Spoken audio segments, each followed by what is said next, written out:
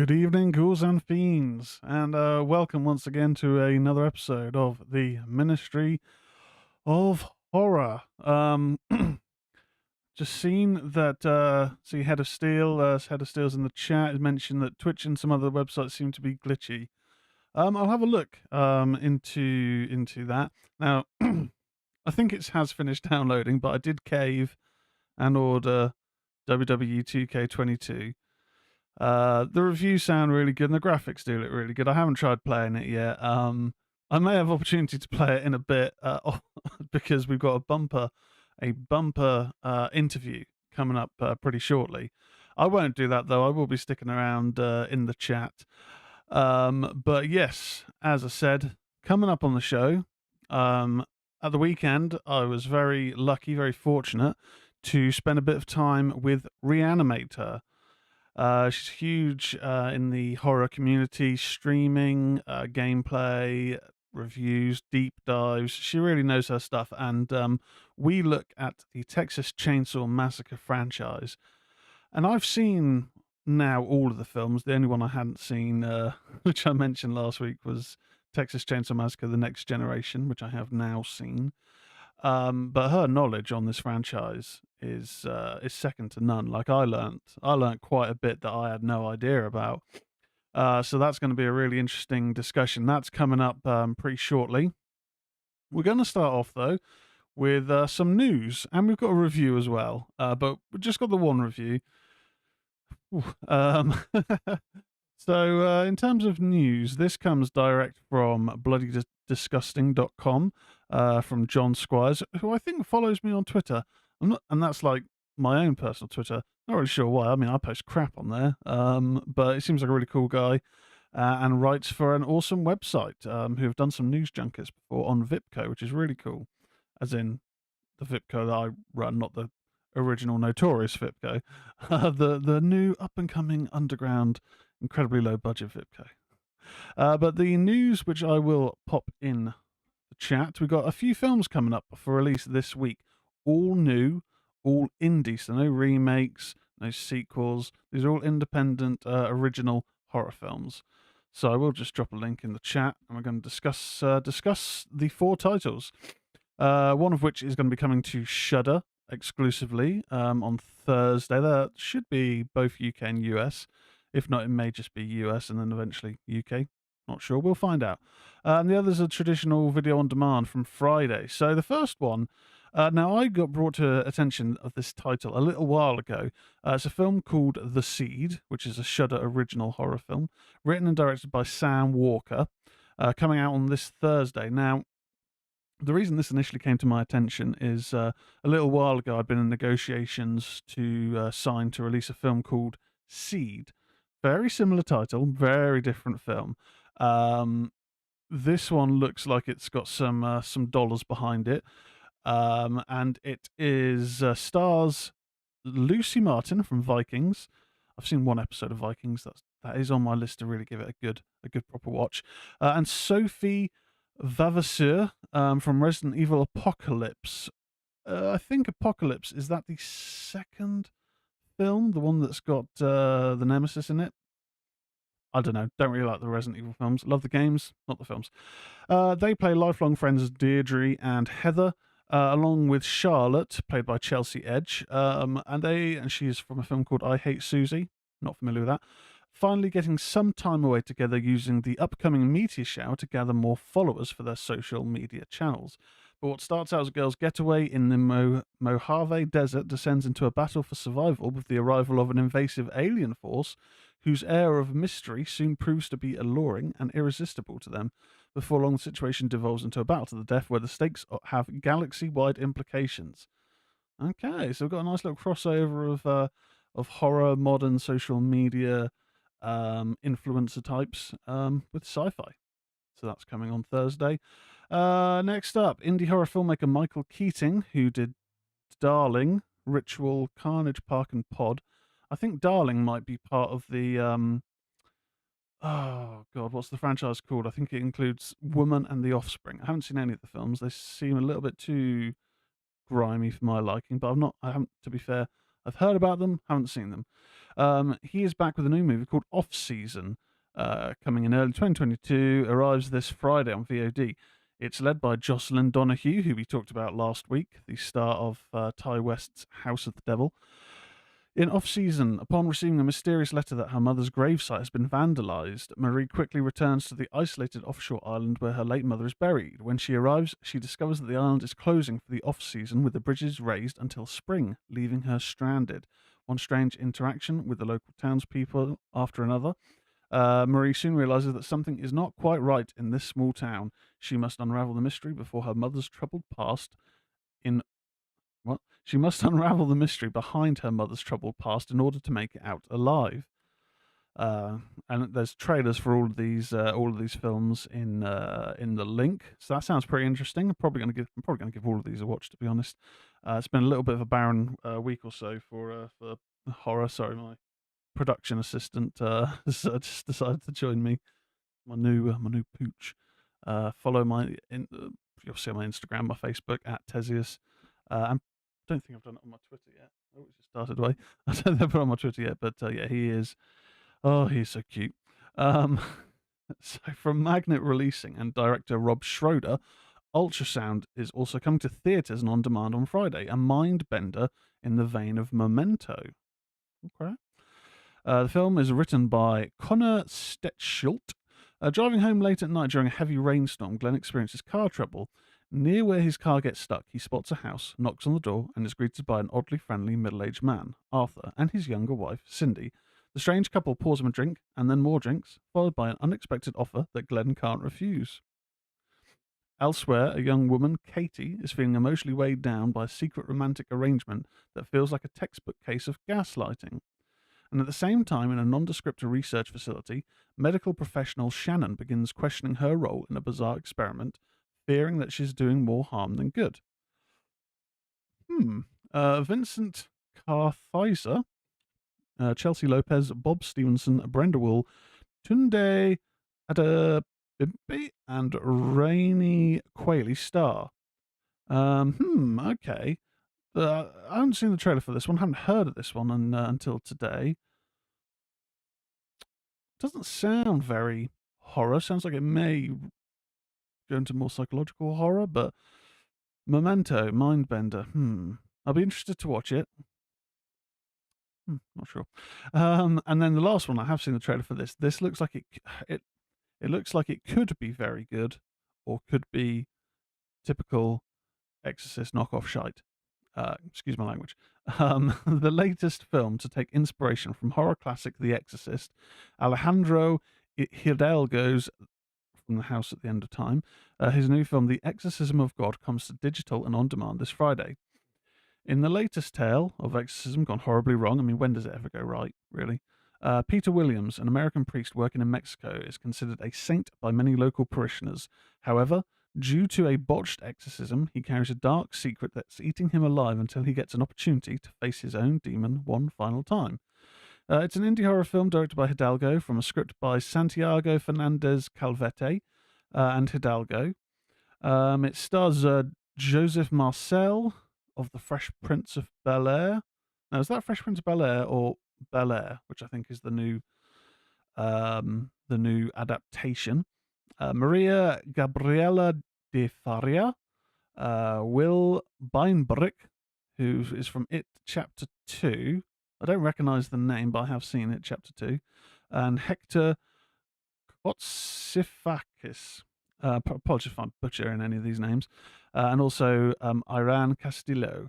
Now that looks pretty interesting, and if you've got any interest in that, trailers are part of the news link that's been dropped in the chat. Last little bit of news. Now this, I'm not going to go into all the details on this, but it's it's an extensive article by Jason Jenkins. Get it bloody disgusting. In regards to the recent topic, and it's been a topic of conversation the last couple of weeks, but it's a bit of a prominent thing on today's episode. Leatherface, Steven Susco, and James Wan tear into the Chainsaw sequel trilogy that almost was. I'm just going to put the link to the article in there because there's so much to get into in that. But essentially, at one point, James Wan of the Conjuring and Malignant Saw, Fast and Furious. He was going to be involved in doing a new Texas Chainsaw Massacre trilogy. I'll just jump into where it kind of all became a bit difficult, which is about, oh, Jesus Christ, it's about like one scroll down onto this massive article. Definitely worth a read. Unfortunately, according to acquiring the rights to this particular franchise is a tad more difficult than it is with most, according to Cisco. The rights are in a weird place because there's bad history, so you have to get a judge to sign off on it. You have to get Toby, as in Toby Hooper, to sign off on it, who's since passed away, R.I.P. You have to get Kim Henkel, the co-writer, and also the writer and director of Texas Chainsaw Massacre: The Next Generation. We won't talk about that. He also has to sign off on it. You have to make them all happy, basically. They said, so we have their ear, but we don't have a take. We have to give them a take. So it's wide open. Like, what would you do if someone said, here's Texas Chainsaw? It's such a rare thing, especially for an existing franchise. Writers usually have to have what producers dream about and beat it out to make other people happy. This was an interesting case where they were like, we have a shot, we just have to convince them. So the link to the article is in the chat. Give that a read if you will. And yeah, I mean, it's what could have been.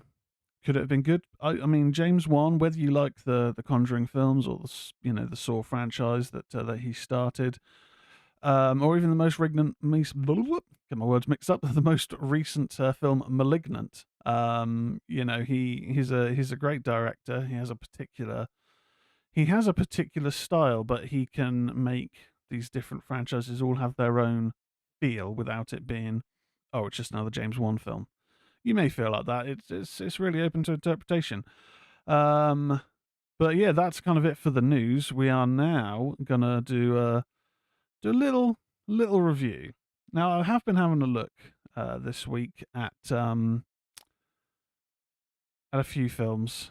I was a bit short on time, and I thought I need to get in a let's have a look at Shudder. Let's use my subscription and find one of their new releases, because they generally have at least a couple of new films on there a week.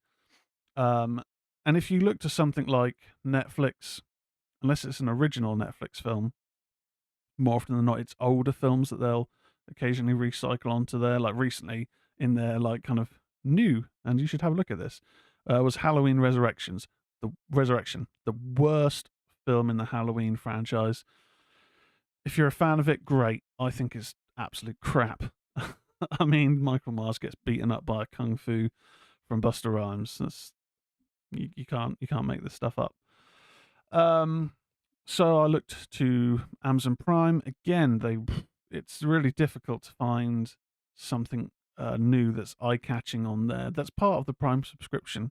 I even had a quick look to see if there was anything worth renting or buying, and really the only thing of note that I could see was, and it's been out a little while now anyway, the Resident Evil Welcome to Raccoon City, and I thought the CGI on that looks terrible, and I'd rather have no CGI than bad CGI. But I know that's coming to Netflix soon anyway, so I will give it a watch because I like the game franchise, but I thought I'm not going to spend money on it now. So that brings us to this evening's review.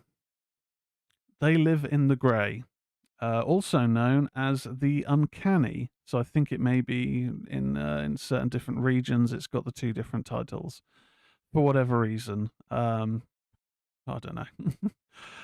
Now, oh God. This is a tricky one to review. So I'll put it this way. The film's 2 hours long, which for a horror is, kind of really your limit, really. An hour and a half for a good straight horror is a good time.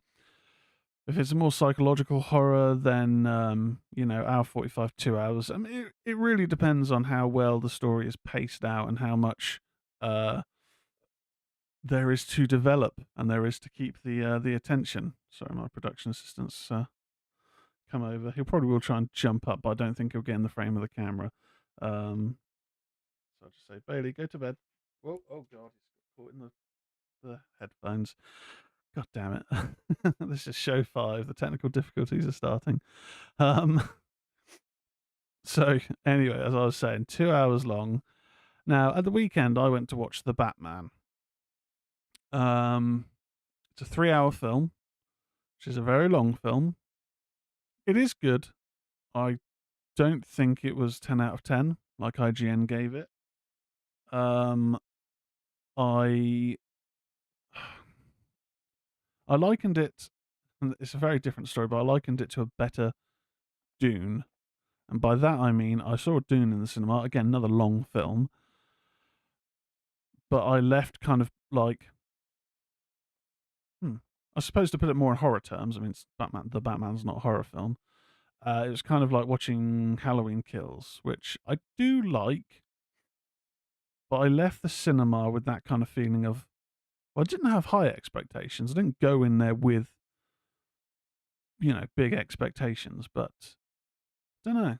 Kind of just left a bit like, okay. But the long ramble that I'm going on relating to this, the uncanny. Oh, hey, Crimson Mouse is he's in the chat, as well as Fran the Cannon. In regards to this film, it's really a bad sign when you go to see how much longer is left in the film and you realize you're only 15 minutes into it, so you're not even at the halfway point. That is They Live in the Grey. Oh God, where do I even start with this one? So I'll just give you a brief overview, from IMDb.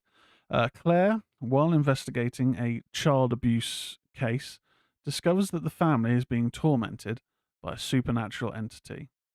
So this was written and directed by Abel Vang and Burley Vang.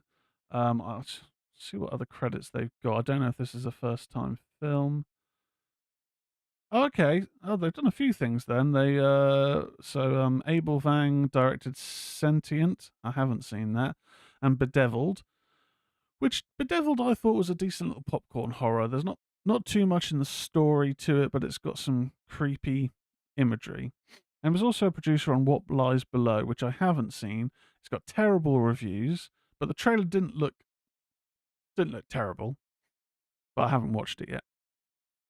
Let's have a quick look as well if that's the same for Burley Vang. If they okay, so Burley Vang was a writer on Bedeviled, The Uncanny and Sentient. So I guess this may be their first directing credit. Not sure.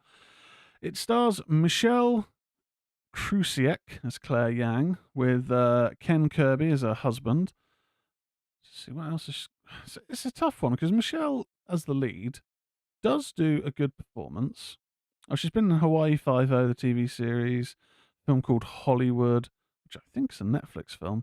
The Invitation. Now, The Invitation, god damn.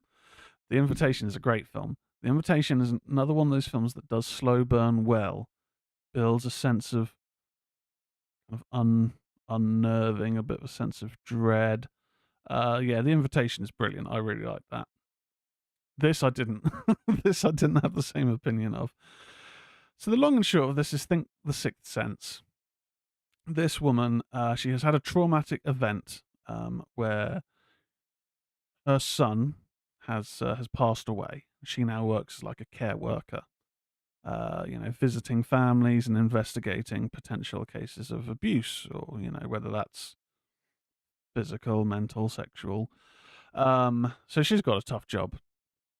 But on top of that, and also on top of losing her son, she sees the dead.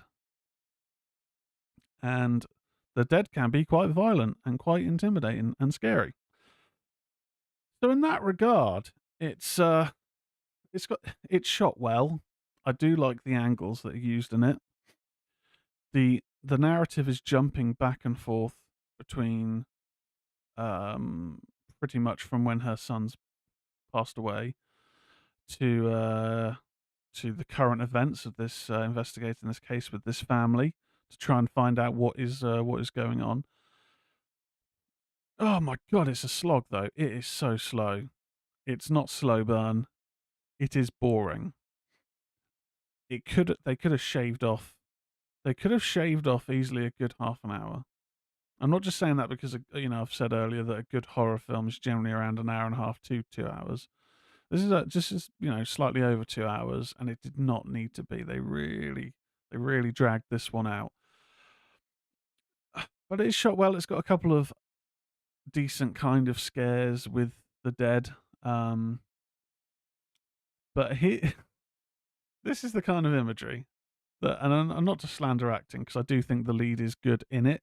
Generally, she seems like a good actress, but a lot of shots, and I'm not even exaggerating, a lot of shots in this film are just this.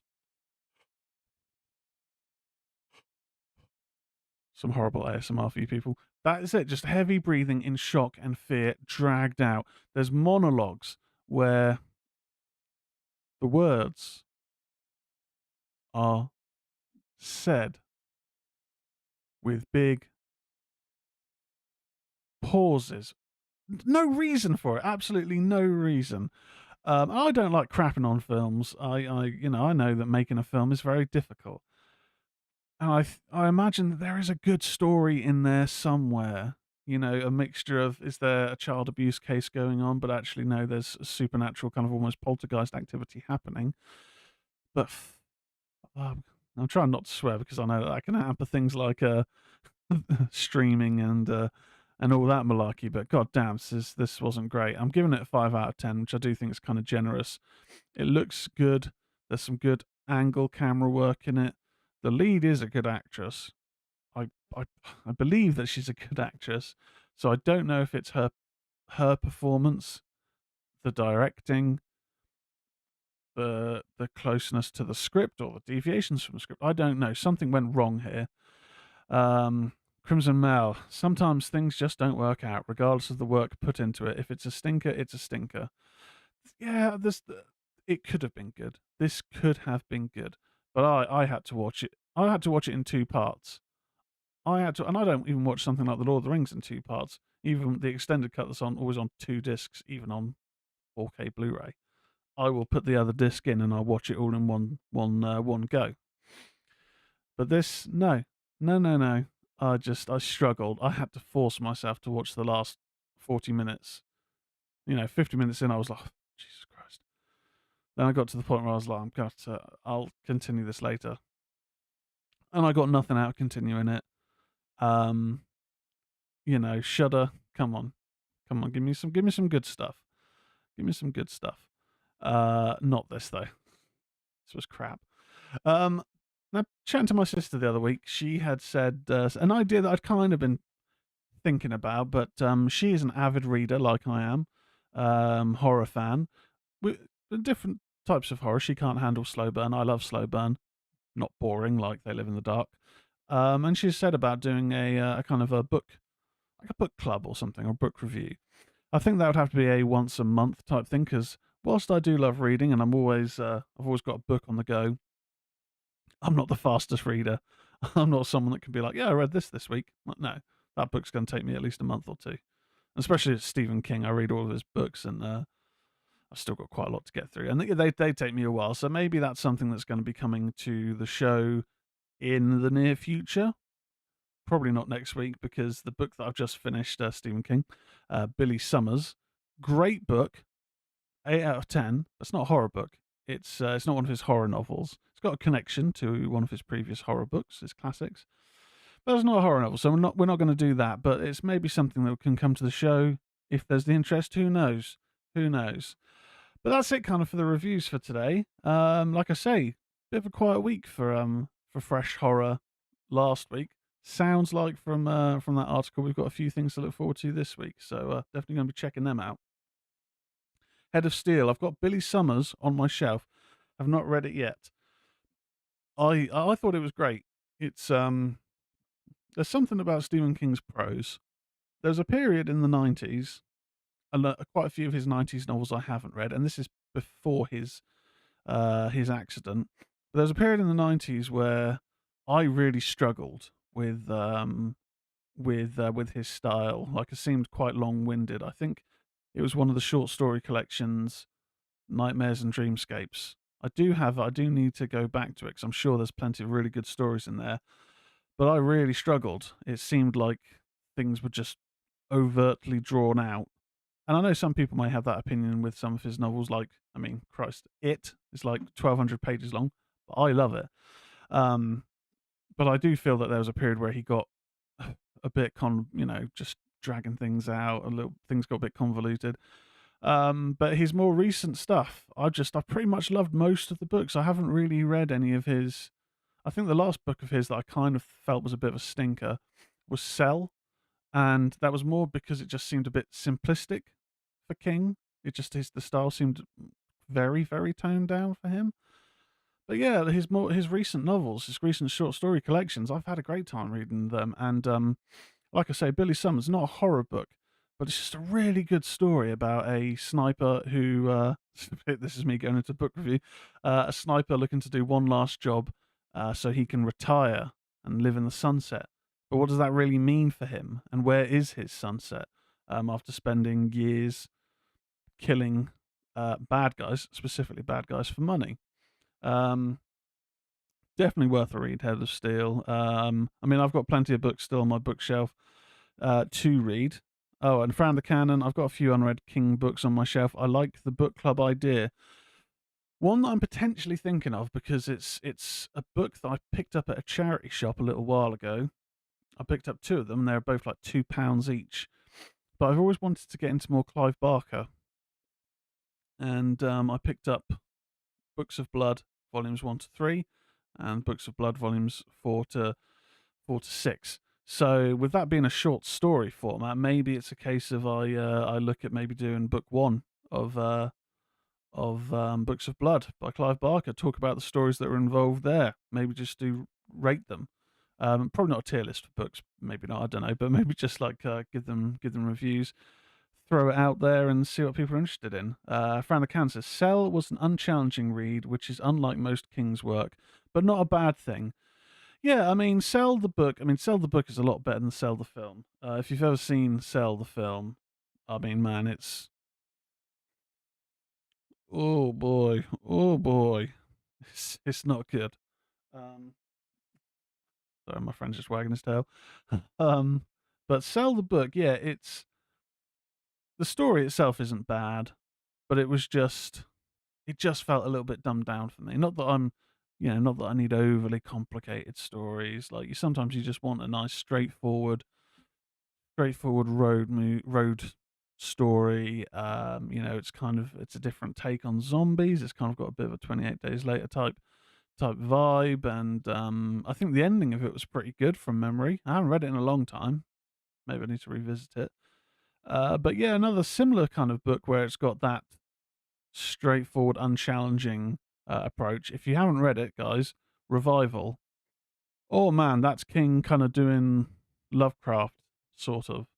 It's really good. It's not a massive book, but it is crazy. The ending is crazy. It's a really good story. Anyway, so maybe the book club might be something for next week or a couple of weeks' time. I'm still finalising the next week's guest, which we'll talk about at the end, or talk of lack of at the moment at the end. We've got a few people, but I just need to guess something in the calendar. At the moment, it's a bit of an open one for next week. But now I've rambled long enough. I've got work very early tomorrow, and we've now got pre-recorded discussion from this weekend with ReanimateHer. I had a great time chatting to her. She is so knowledgeable, as I mentioned earlier, about the horror genre as a whole. She's great in the horror community, in the streaming community. I know that Lawrence, he's learnt a lot from her. Early on in the new era of MOS, chatting to Lawrence, because obviously he knows my love of horror before kind of joining on.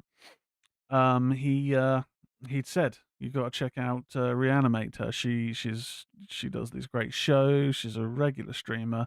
I think you'll love her stuff. So I gave her a follow, and then obviously Ministry of Horror comes along, get a few shows under the belt. Just dropped her a message on Twitter, and straight away she was like, yeah, awesome. We couldn't do a live interview due to some scheduling conflicts. And we also had to delay last week due to unforeseen circumstances. But it was great to spend some time with her. Just seen Fran the Cannon. I love the Rats trilogy of books from James Herbert, mate. The Rat books are so good. James Herbert, he's another author that I don't think gets talked about enough. I mean, unfortunately, he's passed away. But I love his style of writing. It's very grisly. but that's horror. Um, and I don't think I've read a book yet of his that I haven't really enjoyed. I've not read the graphic novel of the Rats, which I think is like the fourth story, but the three books, Rats, Domain, I can't remember what the third one's called. The third one might be Domain, not sure. They are all excellent. I've read Moon, I've read Sepulture, I've read, it's not called The Mist, but it's like The Fog. I think it's The Fog. I read that a few months ago. That's really good. So yeah, I mean, maybe each month it might be looking at a different a book from a different author and kind of cycling around. But yeah, maybe I'll dust off my old copy of Rats and we'll look at that in a few shows time. But oh, good shout for the can. James Herbert's awesome. But yeah, we had a chat on Saturday with Raw. We had a good discussion. Asked her some of her horror origin stories, and then went into looking at the Texas Chainsaw Massacre franchise. Looking back at the recording, I will just say there seems to be some syncing issues. I guess that's just from the software I used for the recording. Lair, yes, found the canon. So I think it was Rat's Lair, then Domain.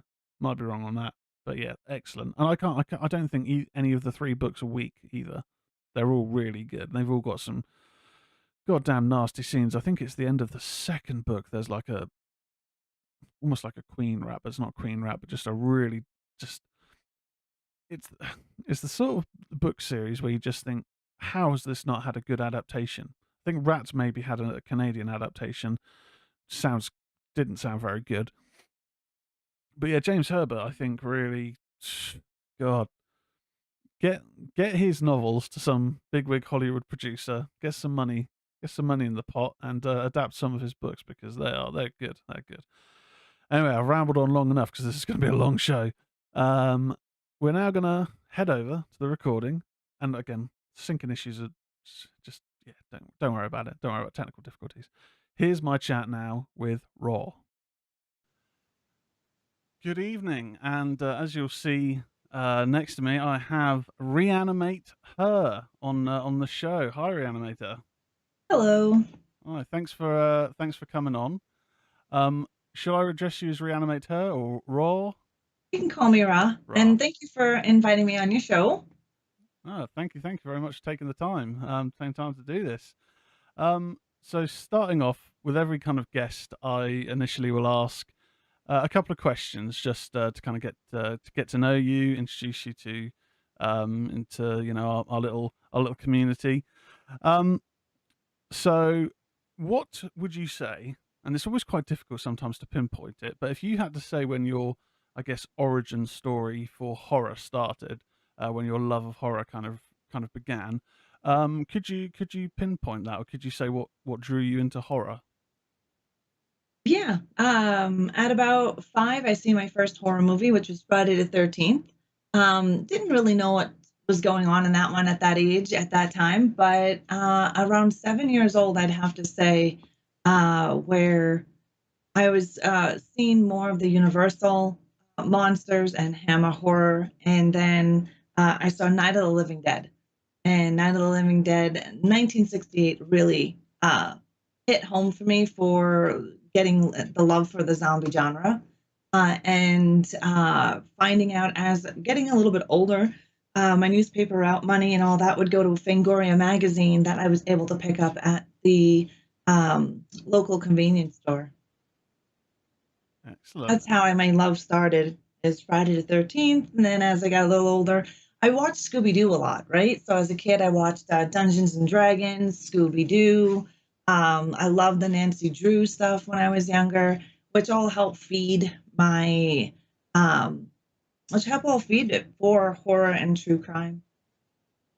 Excellent. And I guess at that age, reading something like Fangoria, which I don't think we get here in the UK. I'm very much aware of it because it's like the sort of the pinnacle of print media for horror.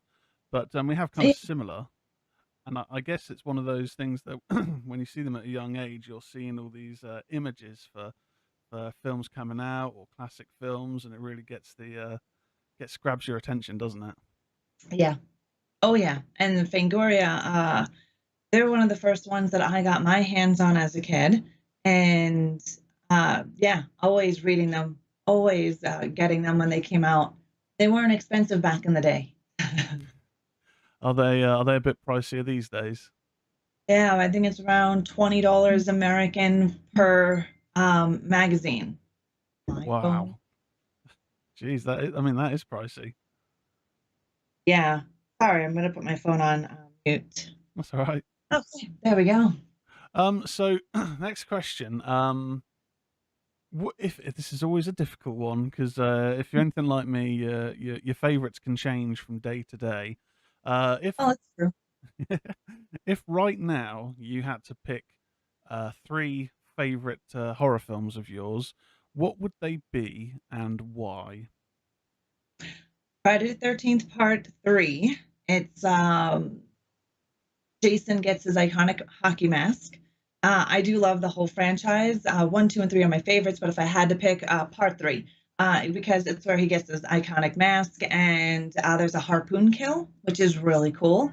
My number 2 would be Texas Chainsaw Massacre Part 2. We get to meet Chop Top, and I love the dark comedy that was in Part 2. And then my third one, hmm, my third one, what would that be? Evil Dead. I really like the Deadites. I love Ash. It's a fun film. It's gory. It's great practical effects, and what Raimi did with the camera is amazing. Have you seen much of the? I think it's a few years old now, but have you seen much of the TV series Ash versus the Evil Dead? Oh yes, I own it. A big fan. I'm a big fan of the whole Evil Dead franchise, Army of Darkness, television series, the video games, and the new video game that's Mm. coming. Yeah, and there's a new film, isn't there? A new Ash film coming this There year, I is this think. one, Evil Dead, Dead Rising, or something like that. It's called. It's supposed to be number 4, not including the reimagining with, I believe it's Fede Alvarez, because he did Yeah. the what 2013 re. I don't want to say remake because it's not a remake, No, it's kind of a it's an kind of like a extension or reimagining or yeah, it's not like a sequel sequel. I mean, it's got a little no. Easter egg at the end, but yeah, it's kind of like a new crop of characters encountering the Deadites. It's kind of a separate event. But yeah, I love that. I love that one. I love the originals. So very Yeah, much they're looking good. forward to that. Hmm. So I guess like finally, sorry to clear my throat there. So finally, is there any kind of upcoming releases that are on your radar, whether it's films, books, games? Is there anything that in the year of 2022 you can't wait to see or experience? As for movies, there's I believe it's Black Box. I believe it's called Black Box. With Ethan Hawke. Have you seen that one? Is that the telephone? Yes. Yeah, oh yes, that looks very creepy. That one, and I want to see Dark Glasses, Argento's newest Giallo film. Ah, I haven't seen it yet. I was chatting to a friend recently about Argento's returning to cinema, and I didn't know that was the title, but yeah, very Black interested to see it. Glasses, Dark Glasses. It's depending in what language you look it in. Yeah, I'm a huge fan of I suppose Argento's kind of high point, Deep Red, Suspiria, Inferno, and I haven't seen too many of his later ones. I know it's not quite It's a the good one. same, but very Yeah, he's great. He's a great artist. yeah. Same thing with Mario Bava, right? I think Bava is like the godfather of Giallo. Yeah. We were chatting a couple of weeks back with Erratic Agent, and Yeah. Lucio Fulci came up a bit because we're looking at zombie Oh, films. Fulci. Yeah, Yeah, yeah. Mm-hmm. gotta love some Fulci. Okay, so Definitely. the main thing we're looking at today with Raw is the Texas Chainsaw Massacre film series. Now, obviously, recently Netflix have released. It's just called Texas Chainsaw Massacre, the latest installment in the film series, a direct sequel to the original, which is something that seems to be happening more and more often. Where Yep. Halloween, ignore the sequels, go back to the original. Um, and we're gonna look at them kind of from the start. It'd be easy to just cherry pick films, but we've got a little rating system which I'm just going to bring up on screen. A simple 1 to 5, 5 being the best, 1 being the worst, and everything kind of in between. So it's kind of like a tier list, but this is really where we're going to give our views and rate the films how we see fit and see where they end up on the list. So, Roy, you ready to rate the Texas Chainsaw Massacre films? I am. Excellent. So, as mentioned, we're going to kind of go in chronological release order. Let's look at the first one, Texas Chainsaw Massacre, 1974, I believe.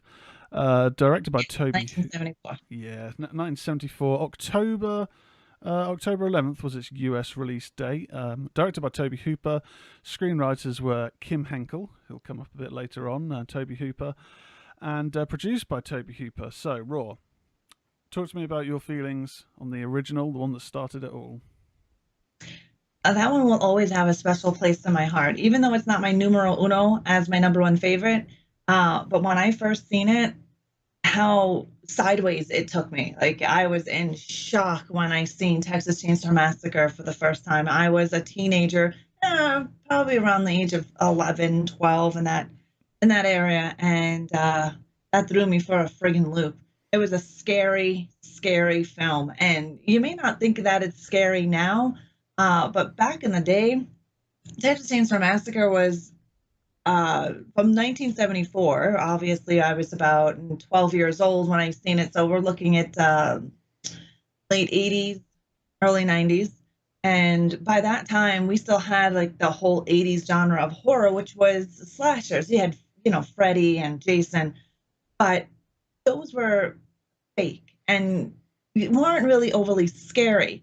With Texas Chainsaw Massacre, the fact that it's a family in the backwoods of some state in the United States, that this is something that could actually happen. And as a young person with my family, we would travel. I lived in New York, and we would travel to upstate New York, which was at that time very backcountry kind of feel in the Catskills. There was nobody, like your closest neighbor was a couple of miles away. It was all wooded, well water, like it had that feel to it. And seeing Texas Chainsaw Massacre and how secluded they were, and you can just envision that happening. Even though you really didn't see so much blood and guts, and you didn't, Toby did that on purpose, but the visualizations that your mind played on you by hearing what was going on. You didn't actually see the hooking, but you can imagine what he was doing to her with those screams. And it totally blew me away and scared the ever-living shit out of me. That one will always have a special place in my heart, because that is what brought me to the cannibal genre that I love so much. And it's Texas Chainsaw Massacre that opened that world up for me. Yeah, it was a film I saw probably 99 maybe, because it was banned for quite a while here in the UK. Oh, yeah. As part of like the whole video nasties and Video BBFC. Yeah, so it was it had a lot of notoriety when it came out, and when it was kind of properly released again here in the UK. And I was probably early teens at that sort of time, and we'd had films that had previously been banned and then since released, like The Evil Dead and The Exorcist. And when viewing them for the first time, it was like, oh, okay, this is The Exorcist I didn't really appreciate so much at that age. Like, I love it now, but at that age it didn't really do it for me. Right. And Evil Dead was cool, but Texas Chainsaw Massacre just had that realness to it. Yes. You weren't dealing with demons and possessions. No.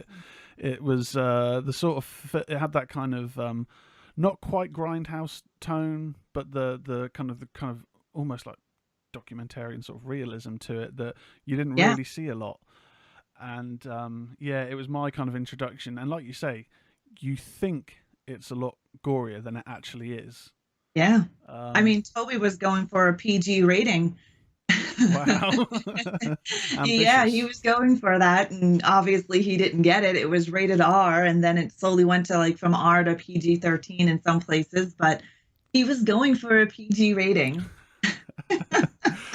Wow. Not surprised that he didn't get that. No.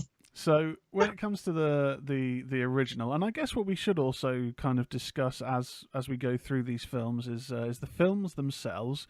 But then I guess it also makes sense to look at the portrayal of Leatherface because it varies so much from film to film, or from some portrayals to others. So Gunnar Hansen, how do you feel his Leatherface portrayal was? I know it's the original, but in He's Leatherface. he is Like Leatherface. he's Leatherface. Everyone else who's played Leatherface after the fact, I mean, they did a pretty decent job. It's just that he is Leatherface, just like Kane Hodder. Uh, when you think of Jason Voorhees, the first person to pop up is Kane Hodder. Even though there has been numerous Jasons, the one that sticks with you the most is Kane Hodder and how he brought his body language to Jason. Gunnar Hansen, when I think of Leatherface, when I think of Bubba, that's the first person I think of is Gunnar Hansen. His body language, his height, his weight, everything that he portrayed Bubba as. To me, in my eyes, I only see Gunnar Hansen. Yeah. Even though in what part three, Kane Hodder did some of the stunt work for Leatherface. Oh, okay. Nice little crossover there of the franchises. Yep. So when it comes to a score of 1 to 5, 1 being worst, 5 being best, where do you see the original 1974 Texas Chainsaw Massacre? It's gonna be a five. I mean, that's just for me. It's a five. It's a five in everything. Your notes, your wiki is on your. It's covering up your. Oh no.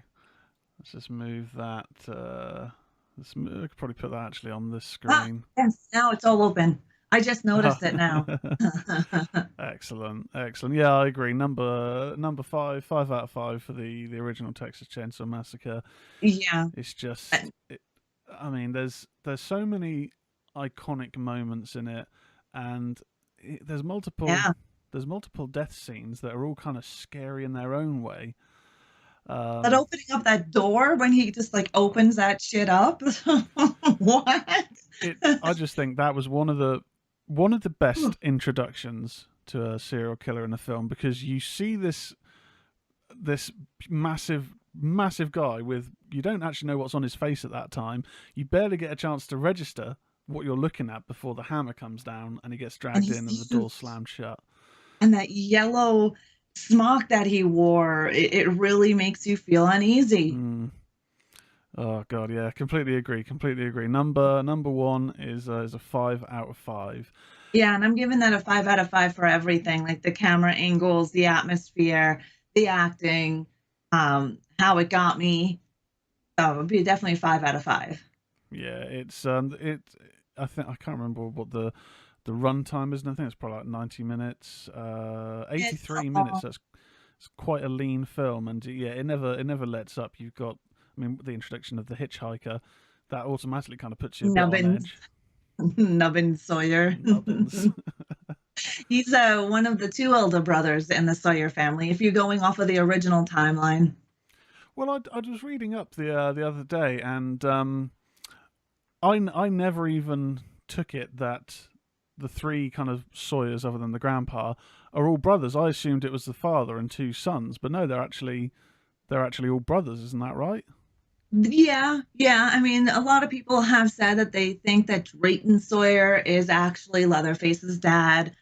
There's a lot of fandom within Texas Chainsaw Massacre and what you want to follow. But the first timeline, which is 1, 2, and 3, all have the Sawyer, and then after that, you've got the next generation, and I believe the next generation is where it brings in the Hewitt family, and it changes Leatherface's backstory, right? So he's no longer Sawyer; he's now Hewitt from the very similar family. They're all meant to be in the first 1, 2, and 3 brothers, right?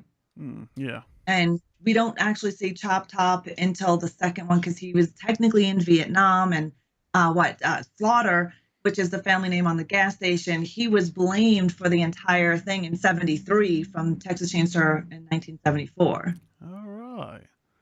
Yeah, so it takes place in 73, even though it was released in 74. And how they bring in Chop Top is in Vietnam, and he's fighting the Vietnam War. And he mentions that in part two with some of the words that he says. And then Slaughter, W.L. Slaughter, is the one who takes the blame for Sally Hardesty and her group of friends that died while Drayton and Bubba all took off and hid underground. And then supposedly Slaughter dies in prison. I'm gonna have to rewatch part two because I didn't know all this stuff. I am a deep diver. Texas Chainsaw Massacre is one of my favorite franchises, just like Friday the 13th. And when I love a franchise so much, I actually research them. I have numerous books. Gunnar Hansen has a book out. I've seen almost every documentary that there is for Texas Chainsaw Massacre. So when we talk about it, I know a lot of stuff. Well, it's, I guess you can also then confirm for me where I recently rewatched Texas Chainsaw 3D. Well, I've been trying to catch back up with my memory on some of the films in the franchise. Mm-hmm. They mention in that one that the Alexandra Daddario's character is kind of the pairing of, I guess it was the Hewitt and the Sawyer families. I'm pretty sure it was those two families. So that's, I guess, then kind of connecting with the original trilogy. I know it's ignoring the sequels, but that does make sense. It's kind of weird. Like their whole family line is so convoluted. If you remember in is it Next Generation, the New Generation? There's a little girl, and she has a doll by the name of Sally. That's part three. Yeah, now, that was part three. Yeah. Now with that one, Leatherface, the Texas Chainsaw Massacre. That's the first sentence. That's supposed to be Bubba's daughter. Really? Yeah. Mm-hmm. So it kind of the family kind of gets convoluted. 1 and 2, I would have to say, is like the main family line, and then 3 comes in with sprinkles with a little bit of stuff on it.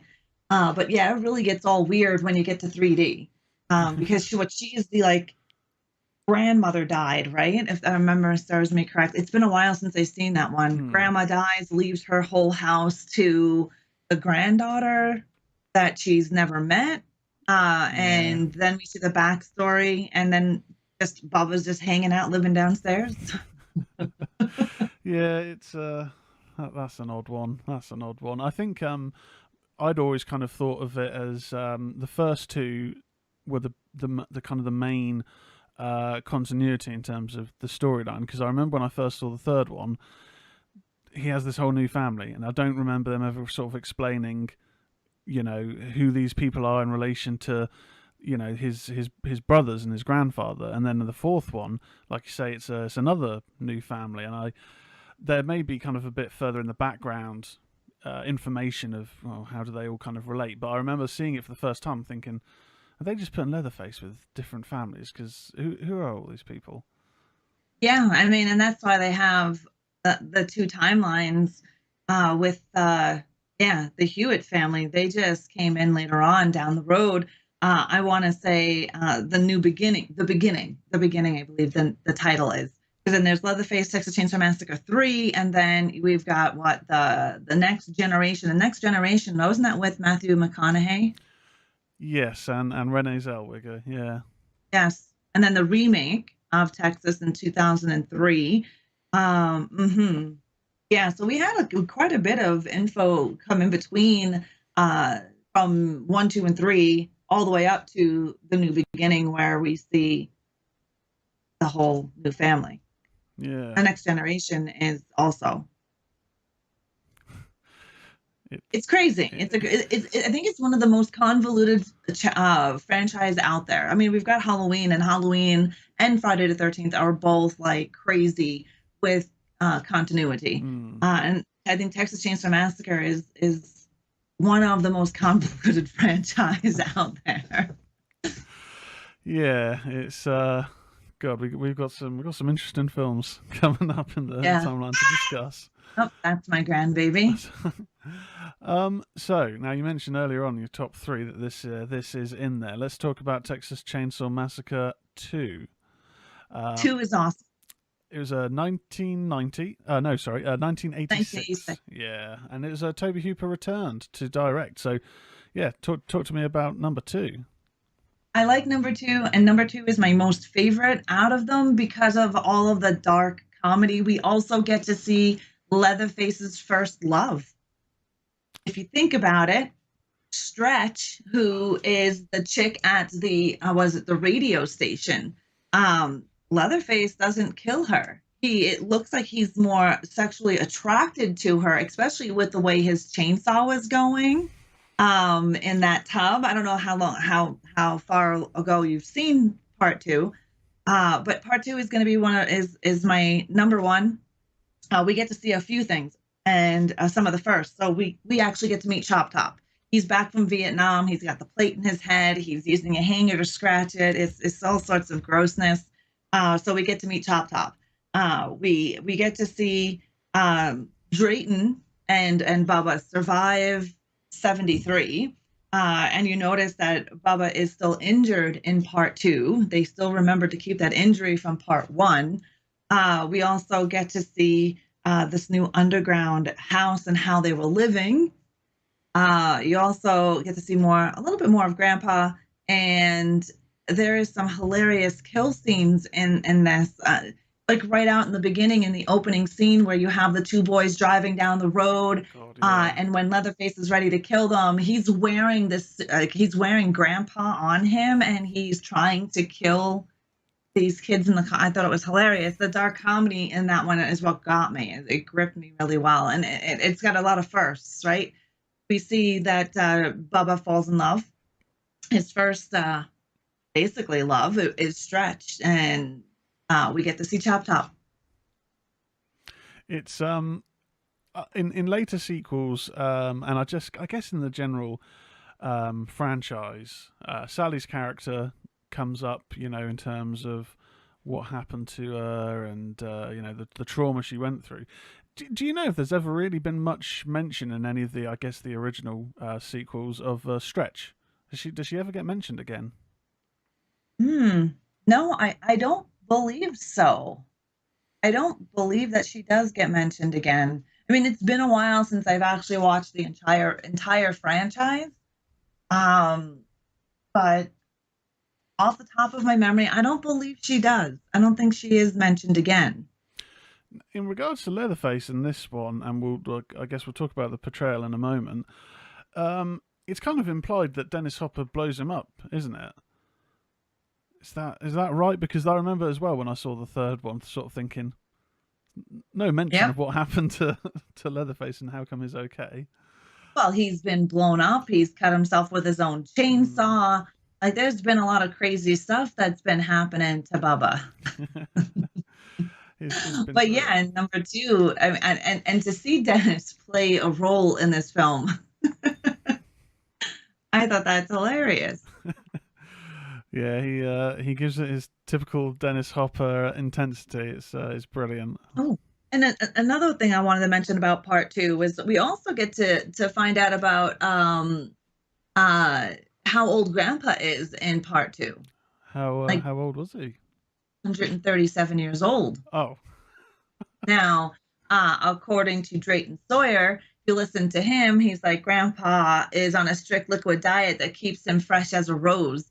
Every spring, the Atlas rendering company used to throw a big-ass barbecue for Grandpa because he was like a master slaughterer. And supposedly, it's the blood of whatever he's drinking or eating that has been keeping him so...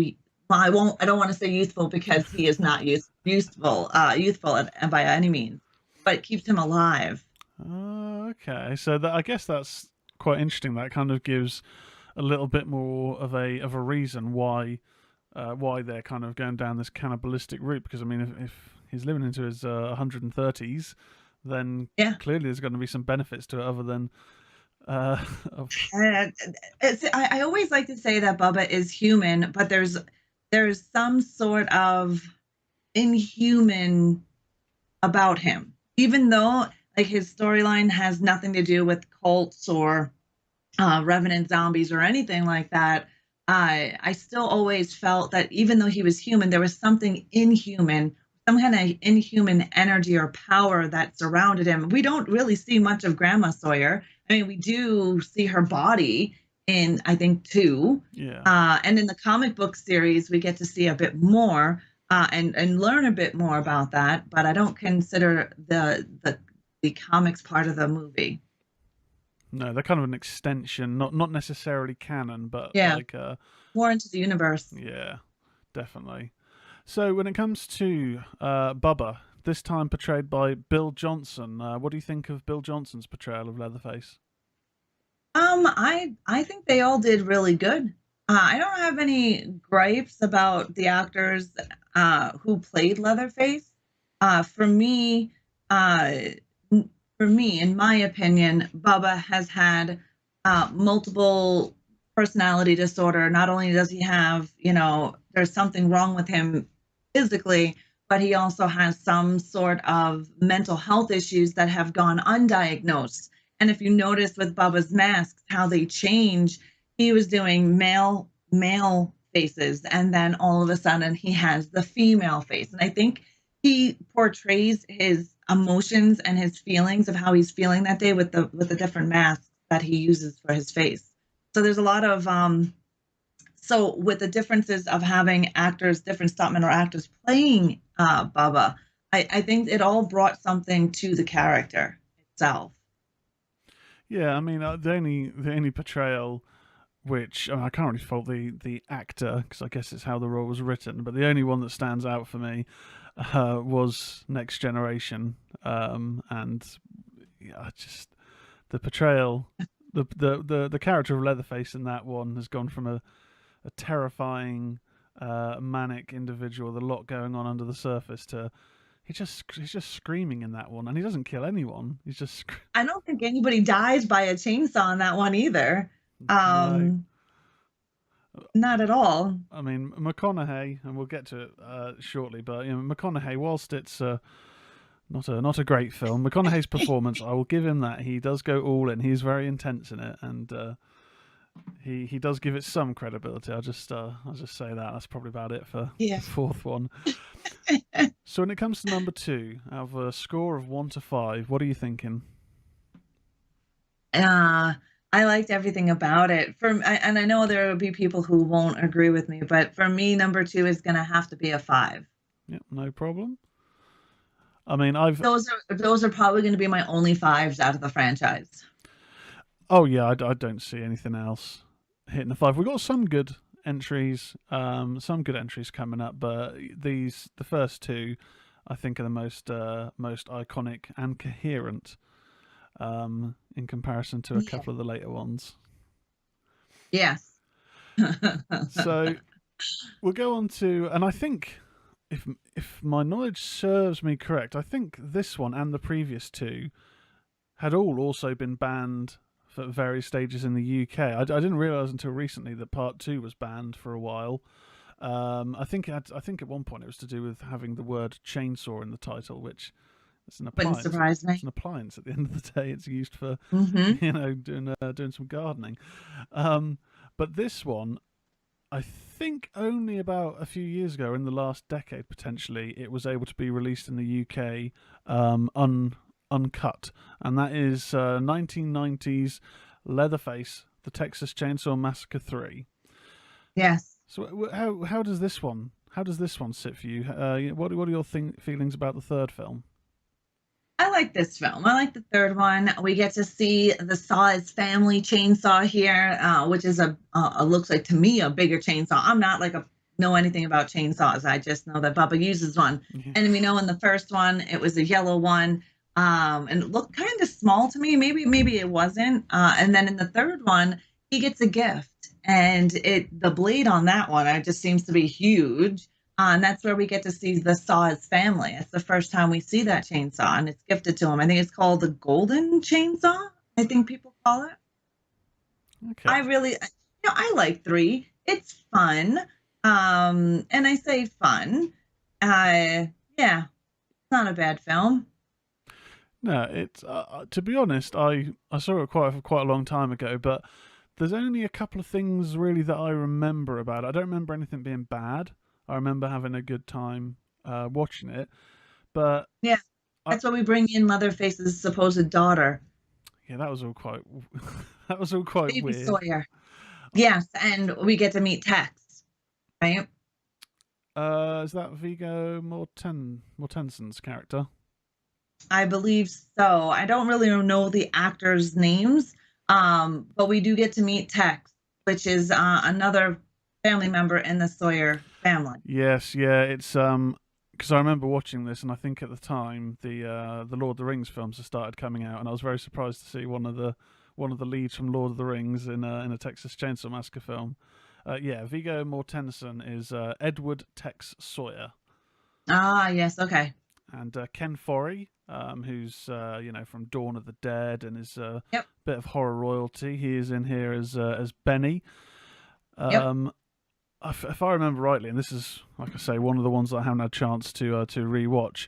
I'm sure in this his character looks like he's pretty much done for a number of times, but I think he Yeah. survives to the end just about.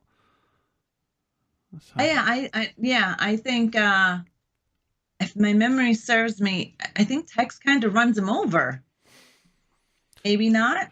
I think he gets run over, and I'm sure there's a part where he is maybe in a pond or a lake with Leatherface, and it looks like Leatherface has killed him in the lake. I'm sure that's Oh, yeah, yeah, yeah, yeah. when Benny kills Tess. It's like I said, it's been a while since I've seen three. Um, and what they're in Fredo's truck. Mm, The crazy guy. Well, yeah, the weird looking guy in at the gas station. Not Tex. That's where Tex meets up with the brother and sister. If my memory serves me correctly, it's brother and sister. And they meet up with Tex at the gas station with the confrontation between, and I want to say Alfredo. I think you're right. Tom Everett plays Alfredo Sawyer. Yes. Okay, yeah, yeah. I see here. Dawn breaks, still a dirt. Alfredo's pickup truck driven by a surviving Benny. Also, previously Leatherface apparently kills him, but Benny does survive. Yeah, it's one that I Yeah. am going to definitely have to rewatch. I don't remember it being necessarily bad in any way, and I No, remember I think it's actually pretty good. It's fun there's a particular kill that I think Tex does that I always remember being quite freaked out by. I'm sure it's to do with a sledgehammer, like a dropping. in the kitchen Yeah, yeah, with the brother. that's the one. Yeah, yeah, I remember Yeah. that one standing out. So where do you see this on a scale of 1 to 5? Where do you see part 3? Um, as for the review, I would have to say I want to be generous and say about four, maybe 3.5. Well, since you have them in whole numbers there, let's see. Um, I think four is giving it too much. So let's just say three. Okay, and we can always, when we get to the end, we can always, readjust. These aren't final positions because we'll end up looking at what is the best out of the ones in spot 5. But if we think, it deserves to be any higher or lower, we can always adjust it. But we'll go with 3 for Yeah, now. three for now. I would say, and I don't want to give it a complete four. I would say in 3.5, but we'll round it down to three. Now. Now, next on the chopping block. And I'll preface this by saying the next film was written and directed by original film co-writer Kim Henkel, and that is Yep. 1995's. Although I don't think it actually got released properly until 97, but we'll get into that.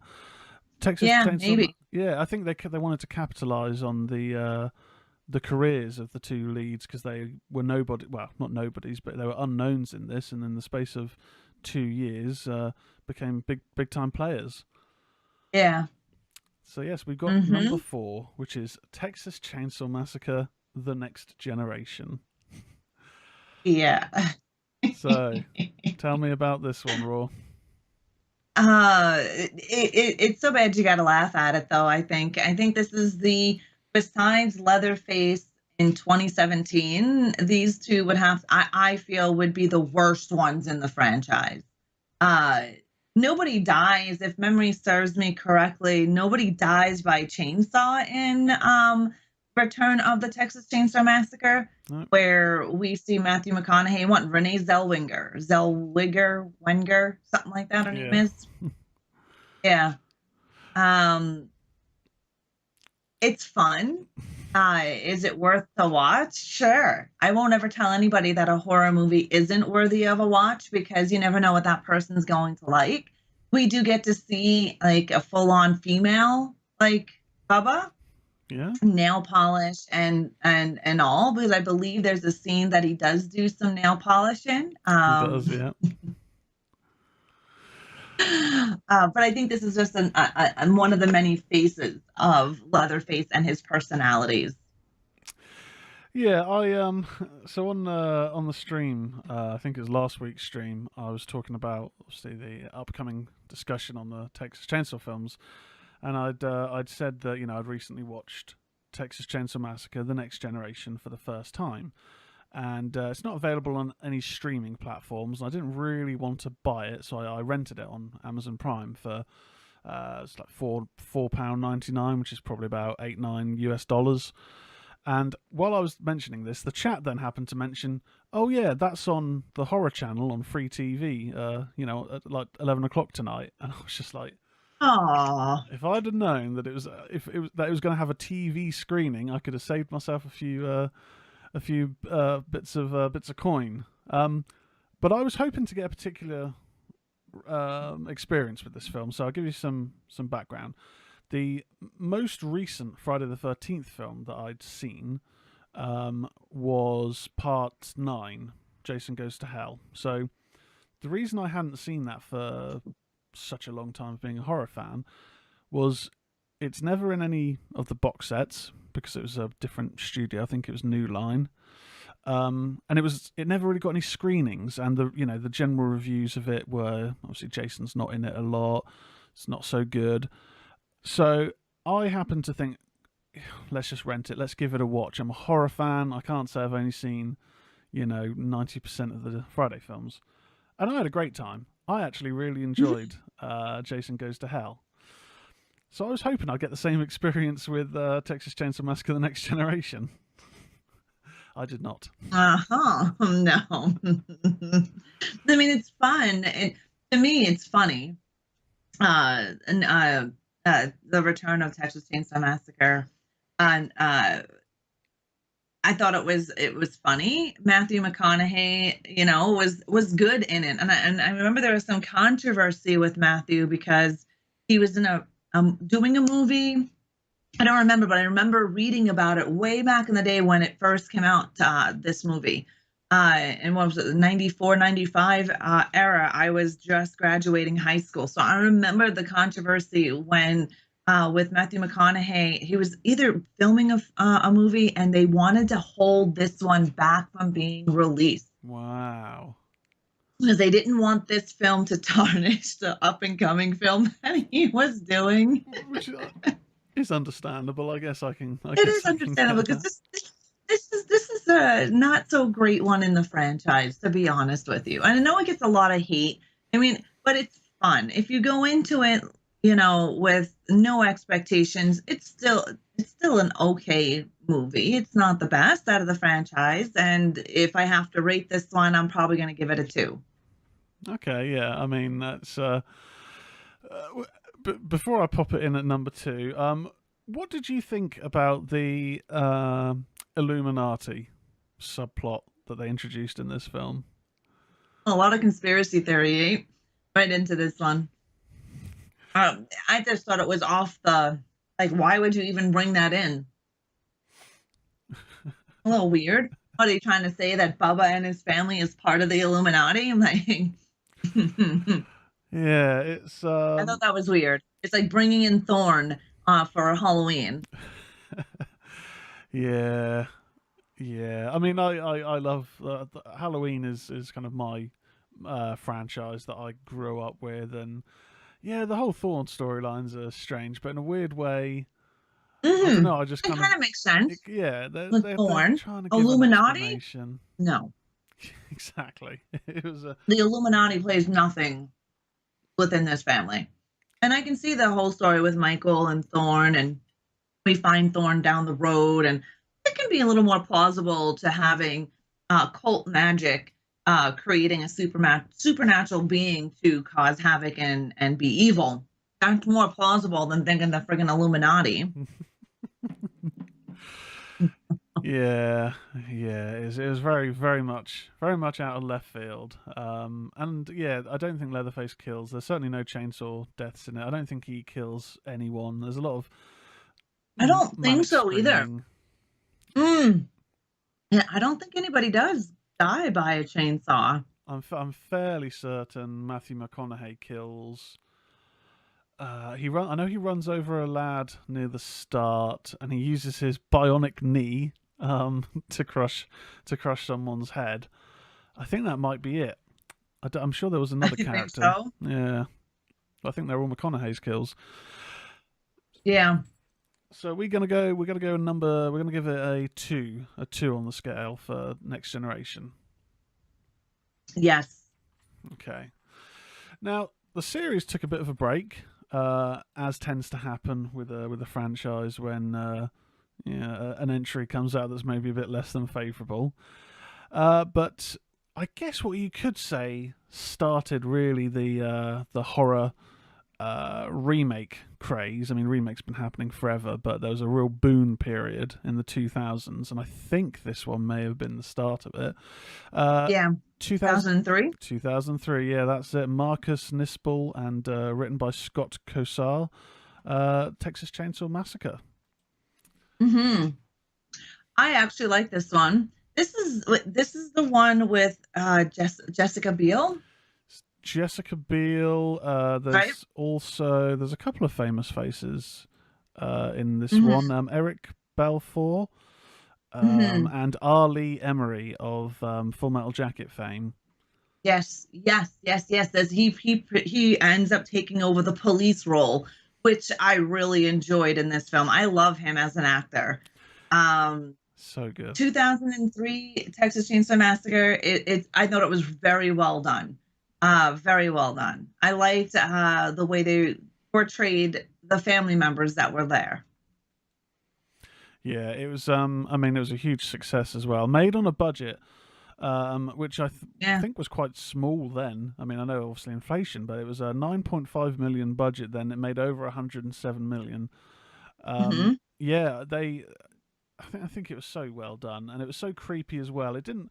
Obviously, nothing's going to capture really the original tone, but No. it had that dread from early on that it kept building up on, and again, some iconic moments in this. I always remember because I saw this when I was when I was in my teens. I'll always remember a few things. The leg slicing scene when he's running through the sheets. Hmm. When they're in the van and they see Leatherface, I think it might be for the first time for some of them, and he's wearing their friend's face as a mask. Ah, yes, the fiance. Yeah, Ooh. and there's another guy. I think again, this is one that I'm probably going to rewatch tonight because I recently picked up a copy. Hmm. I remember a guy he either gets hit in the face or he gets glassed in the face, but he's kind of blinded, and I think his wrists have been tied, and he gets hooked up on, I think it's maybe a chandelier, and then attacked with a Yes, chainsaw. yes. Oh my Lord. Yeah, he's basically hanging. Yeah, Hmm. there's Just hanging out, and then yeah, I think he goes. Um. Now there's another scene. I may be getting it confused with this one. There's another scene with a curly-haired guy, and I think that might be the later on Texas Chainsaw Massacre one. yes, yeah, I think I Because know. there's Yeah, one where he finds this one kid with like curl. I remember, I think it was a curly hair in one of the houses that look abandoned, and they hang him up as well, and they think they take the chainsaw to him. yeah. I which one? So is that maybe the beginning, or is that the? I see. This is where they start kind of all blurring for me. I've seen them a long time ago. Hmm. The ones that I do continuously rewatch would be one and two, and three thrown in there here and there. But one and two are the ones that I continuously watch every year. I want to say maybe the beginning where we have, no, it's not the beginning. I want to say it's probably Texas Chainsaw, the one in 2013 with I believe that's the one with the granddaughter. Oh yes, yes, yes. So that is Yeah. the her cheating boyfriend's friend who's a cook, and he gets hung up and then sliced in half. Yes. That's the Okay. So one. that's the two scenes that I keep confusing because there's another guy in this one that gets taken Yeah, out. and they do look quite similar as well. Thinking about it, yeah, I think a hallmark, I guess, of any particular kind of horror franchise films is memorable kills, and this one I do think did a really good job of, not only having a good core group of characters that that you care about, Hmm. and also striking that really dark family tone, but also some brilliant kills in it, some excellent Yes. moments. And there's even a moment I remember being freaked out.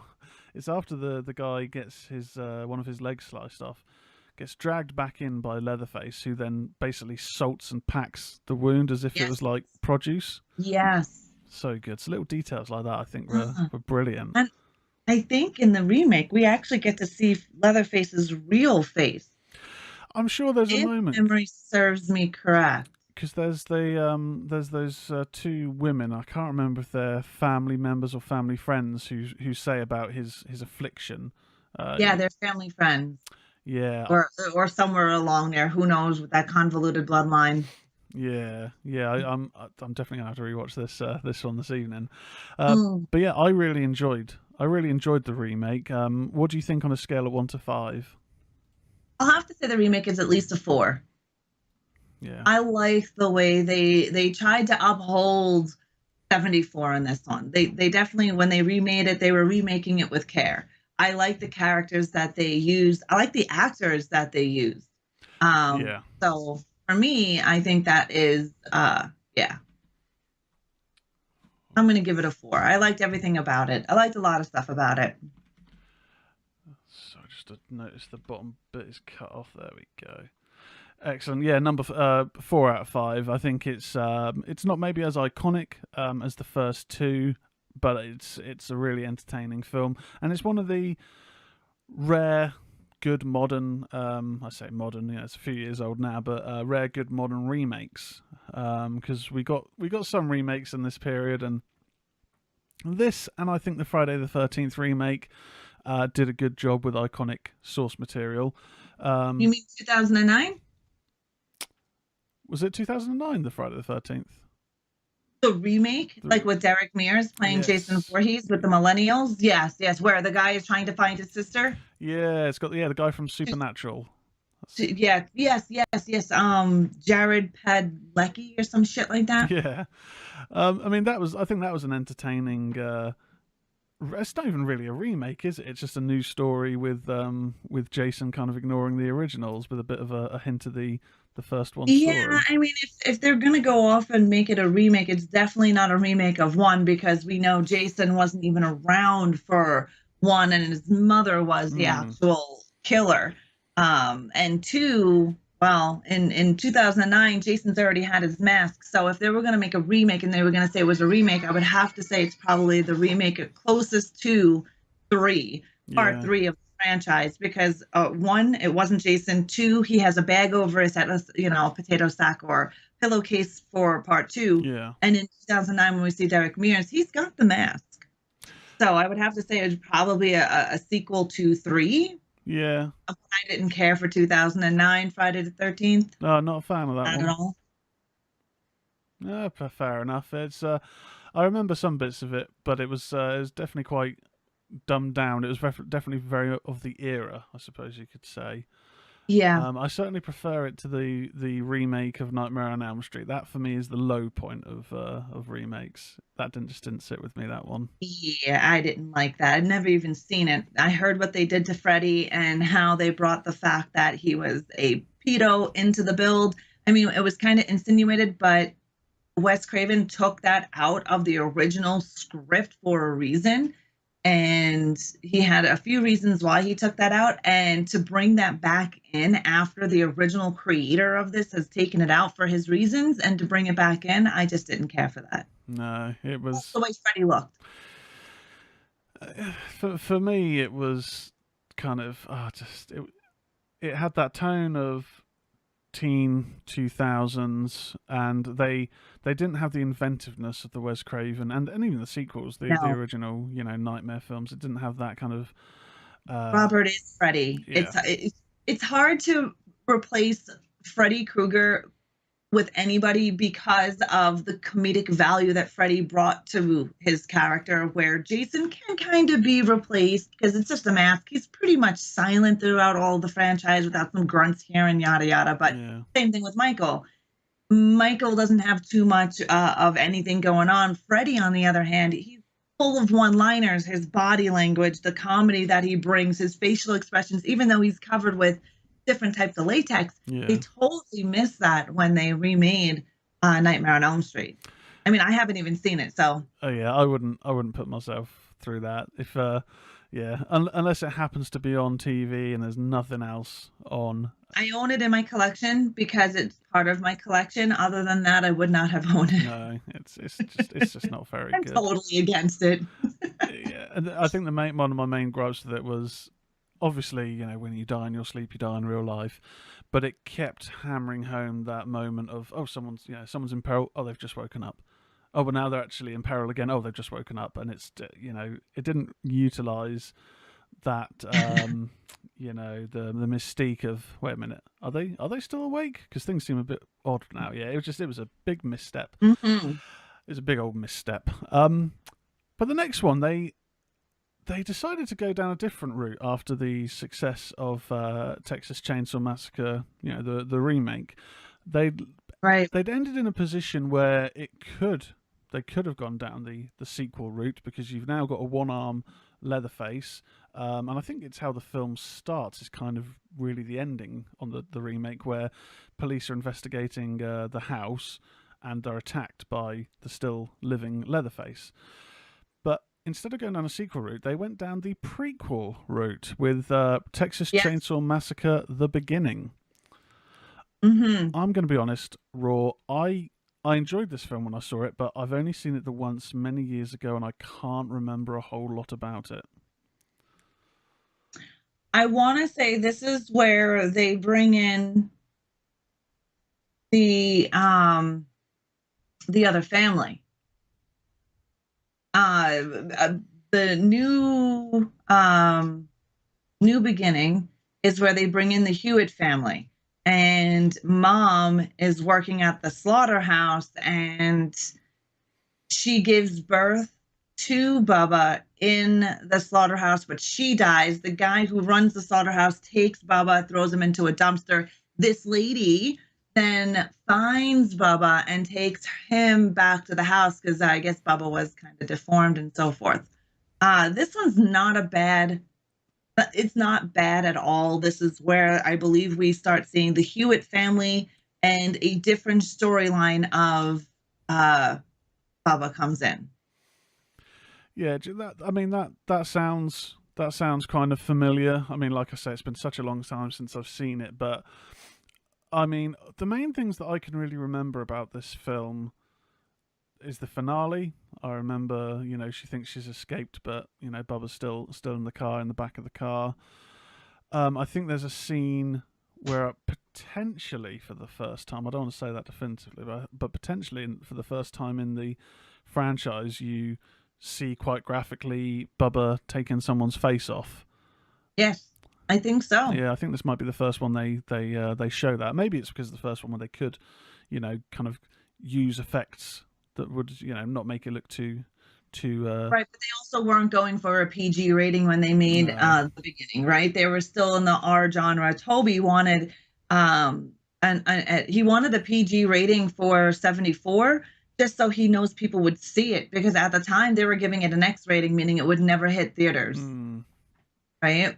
So, but this, I think, New Beginning, I don't think they were worried about an R rating. No, I think Different era, right? I think by this point, if you're making a horror film, then you're going to be seeking out that R rating, and films like the remake showed that you could be a huge success with an R Yeah. rating, and I guess a lot of studios have that kind of trepidation of, oh, the higher the rating, the more limited audience. But I mean, if the horror community is huge, and if a film comes out that's got an R rating and looks good, then people are gonna go and see it. Yeah. Oh yeah, they're going to. I mean, looking at this one, it was a budget of 16 million, so it's slightly more than the remake. Not a massive jump in budget, but I can see why they didn't go with making a third film, because it made 51.8 million at box office, which I think is still good on a 16 million budget, but is half the takings of the previous film. It didn't do well critically, which I do remember thinking at the time was quite harsh, because it's not a bad film, but it's the main criticisms seem to be not enough scares, and the story isn't coherent. But I don't remember it having an incoherent story, especially compared to some other ones. I don't remember it being incoherent, but it does miss the tension buildup where in the first one there was a lot of stuff that you didn't see, but it was insinuated, and your imagination seen it compared to this one in the New Beginning. You can probably hear my granddaughter. I apologize. That's okay. She's very loud. That's okay. So yeah, like I say, I remember really enjoying the remake. I'm looking forward to watching that again this evening. And I remember New Beginning being decent, not as good as the remake, but again, it's been so long. No, it wasn't bad. It's been so long since I've seen it. I can't remember anything too negative about it. Where do you see this one sitting on the 1 to 5 scale? I'm gonna put it with Generation at a 3. We've got Generation at 2. Oh, sorry, not Generation at 3. Put it at 3 with number 3. With Leatherface, yeah. Because that's I have 3D. Yeah, 3 as Yeah, it's decent. It's a decent horror film. It's not as memorable as some of the other entries, but it's it's a decent hour and a half of Leatherface and some scares. So yeah, we're on to I think the term might be Murderer's Row. It's a mixed bag. I think my opinion on some of them isn't as bad as it once was, but we're now going to go on to the first new sequel to the original films, but directly the first film. Now, we've also gone down the remake route and the prequel route, and one thing which we didn't mention about New Generation or Next Generation was that it did acknowledge the sequels, albeit in a bit of a strange passive way. It did mention the instances of the first film, and then said that 2 other minor but related instances have happened since that point. So it does, I mean, it says they're minor, and I'm pretty sure part 2's not minor at all. No. But we've now gone to a film that directly is a sequel to the original. It's got some DNA with the original. I believe Toby Hooper was maybe an executive producer, and I know Kim Henkel was involved, and Gunnar Hansen has a very small role at the start. That is Texas Chainsaw 3D, part of the the dodgy 3D craze that we once again endured. Yep. What's your thoughts on Texas Chainsaw 3D? It's not a bad film. This is where we go back to sort of kind of the Sawyer family, and I know I've only seen this one a few times. I haven't seen it in quite a while.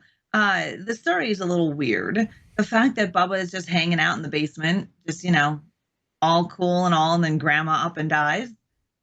when we don't really know much about this grandma because according to the original timeline, grandma was already dead. Yep, very true. And I think this it's good. It's not bad. I think the kills were pretty decent in this one. The acting was, from what I can remember, pretty good. Um, yeah, Yeah, it's wasn't bad. Oh yeah, so I see that. So Bill Moseley, Chop Top, has a small role at the start. Gunnar Hansen and Marilyn Burns, both from the original film. So it's, Yeah, they got the originals in there. yeah. When I first saw this when it came out, I really disliked it. I kind of held it in the same regard to my original viewing of Halloween 2, the Rob Zombie sequel. Oh, Rob Zombies, yes. Originally, I really didn't like that. I've watched it again a couple of years back, and my opinion on Rob Zombie is I think he is a good director, but not such a good writer. And by that I basically mean I really don't like the dialogue that his characters have in pretty much I all of would his films. I would agree with you for most of them. I don't mind Rob Zombie's Halloween 1 and 2. I don't like a lot of the aspects that they turned Michael's family into. I don't like the fact that they had Michael eating out of the garbage. Mm, There was numerous things I didn't like about it, but I love the violence. yeah, Like Rob Zombie, I will have to give him that. The violence in 1 and 2 of his remakes were great. yeah. They made Michael a machine. Violent, like very Yeah. violent. Um, but then when I rewatched 2 a few years back, I did enjoy it. I think my main sticking point that I Yeah. still didn't like about it was Malcolm McDowell's Loomis.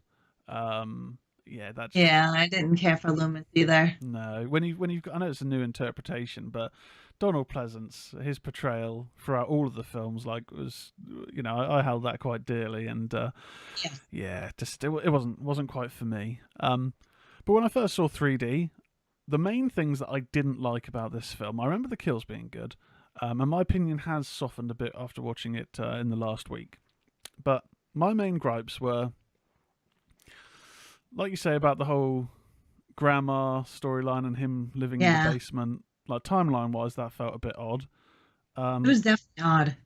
If we're to believe the period of time that's happened from the first film to this film, then Alexandra Daddario's character, who looks no more than 22, is meant to be 40.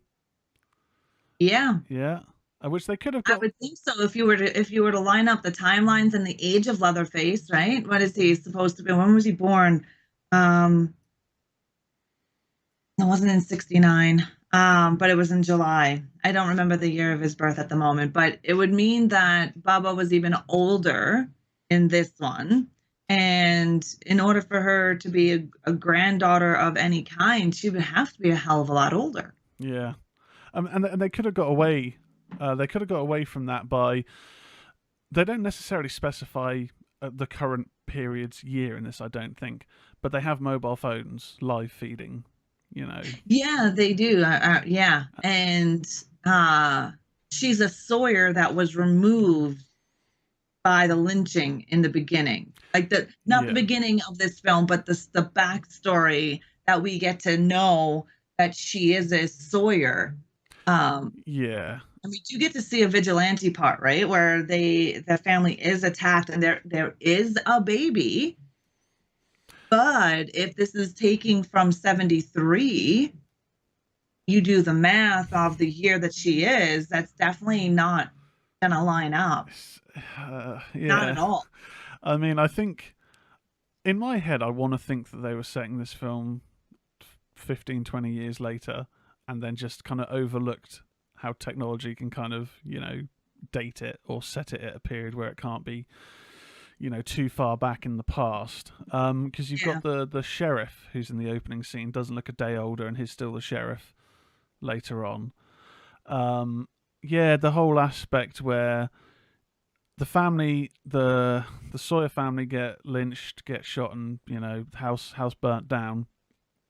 But the baby and her mother have kind of escaped to the outside, where a guy finds them, picks up the baby, and then kills or kicks in the mother. So Mhm. for her paternal grandmother to then still know where she is, that would suggest that everyone knew that they Right? collected the baby there, even though they're quite secretive about it. It's Yeah, the story is quite loose. Like, there's yeah, nothing that really fully ties in a tight story with this one. no, no, and the The bits. locket, the whole Oh thing. God, yeah, Like, grandma knew where you were this whole effing time, and she didn't even bother to reach out yeah. until she's dead, and then she leaves you with your uncle. It was just crazy, and the main bits that I remember just being eye roll moments. And it's unfortunate that they both contain Alexandra Daddario because I think she is an excellent Yeah, actress. yeah, I like her. But it's when she's initially being chased by Leatherface after seeing, I think Leatherface captures her and she sees him cut up one of her friends. Uh-huh. She runs out the house and he's in pursuit. But all of a sudden, you go from having quite a creepy setup to what clearly looks like a soundstage with these really small gravestones on the ground that she keeps tripping Mhm. over, and then she hides behind, even though they're like 2-3 foot high. And I remember thinking, like, Mhm. just run, just what are you doing? And the whole "do your thing, cuz" at the end. Yeah. Yeah, Well, and I can remember, is there a part where they made it out to be where Leatherface kind of recognizes her or something like that? Why? I don't know why that I keep thinking that there was something in there like that. there is. It's near the end. How the hell would he even know what she looked like because she was an infant? So so what it was as every family apparently has their initial on a necklace. Yes, yes, I remember Yeah, that. Hmm. she has almost like a birthmark, but it's not. It's where the necklace had burnt onto Birthed her into. skin, Yeah. on her basically above her breast. And when Leatherface is about to kill her, and he notices because basically she's got an open shirt at this point, he notices Yep. the mark, and he clearly goes, "Oh right, you must be one of my relatives then, because you've got half of Yeah. an S on your chest." Hmm. Yeah. It's Um, not a horrible film by any means, like, but its story is very loose. Like, it's very, very loose, the story. Um, yeah. I, the whole grandma thing. We know grandma was dead. Grandpa was the only elder living family member. yeah. Oh, I think the film could have been decent if they'd maybe given the script another once over before going into production. Just tighten up a few little bits, and you could have had something on level 3. But I'm guessing this isn't a 3 out of 5. Where do you see 3D? no, I would probably say give it a 2. And it's just everything for that one. Um, yeah, it was all right.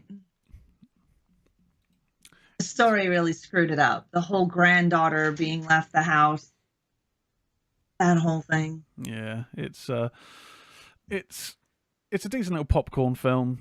If you kind of, I guess, look at it on its Oh own and don't yeah, think too much about it, it's fine.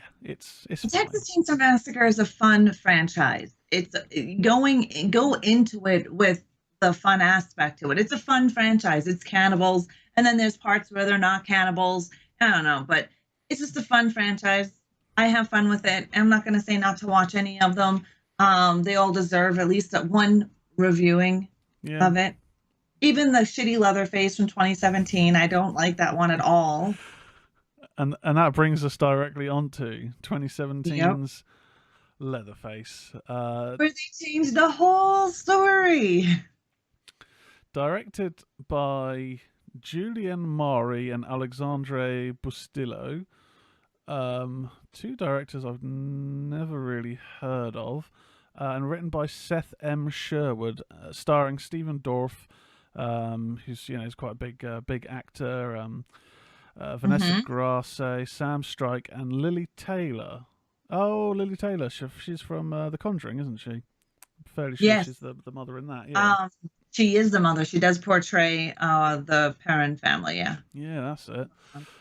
It's the eighth installment in the franchise, but I say eighth installment. It's the eighth release, but it's a prequel to the should we say it's the third timeline? It's a prequel to the Texas Chainsaw Massacre and Texas Chainsaw 3D line of films, and it's the origin of Leatherface. So, what? That's my problem right there. It's not the origin at all. We know that he in the beginning we know in 70, well, release of 74, but in 1973 we know that he has some type of disfigurement because of a disease.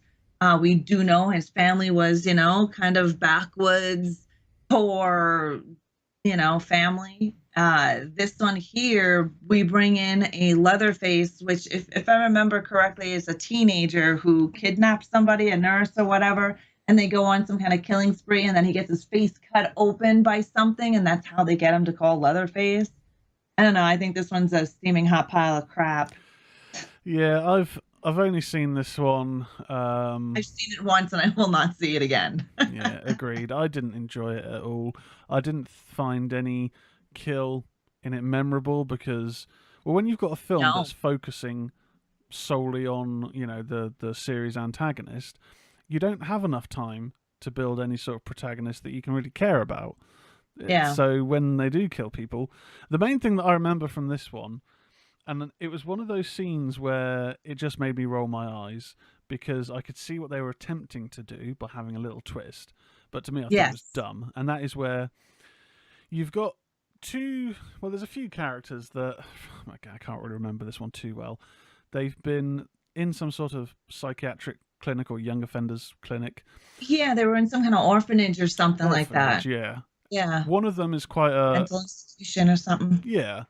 You've got this you're kind of your lead character, this young lad, but there's also this quite husky, quite large character, and I guess the purpose of him is that you think, well, that's obviously that guy's going to turn into Leatherface because he's portrayed as being quite stupid, and his body language would have associated him with Bubba, right? Exactly. The way he hunched, he's big, childlike, even though he is a bit older. He's like maybe they try to portray him as somebody who has a 5-year-old personality and a teenage body, right? Yeah. And they do the bait and switch where I think maybe partway through or maybe 2/3 through he is killed. Again, can't remember too much. I think it might be a police shoot. Something like that. And And then it's the lead character. Yeah, he gets disfigured and turned into this Leatherface. Yeah, and we all know that Leatherface was disfigured from birth. Yeah. It had nothing to do with him going to a mental institution.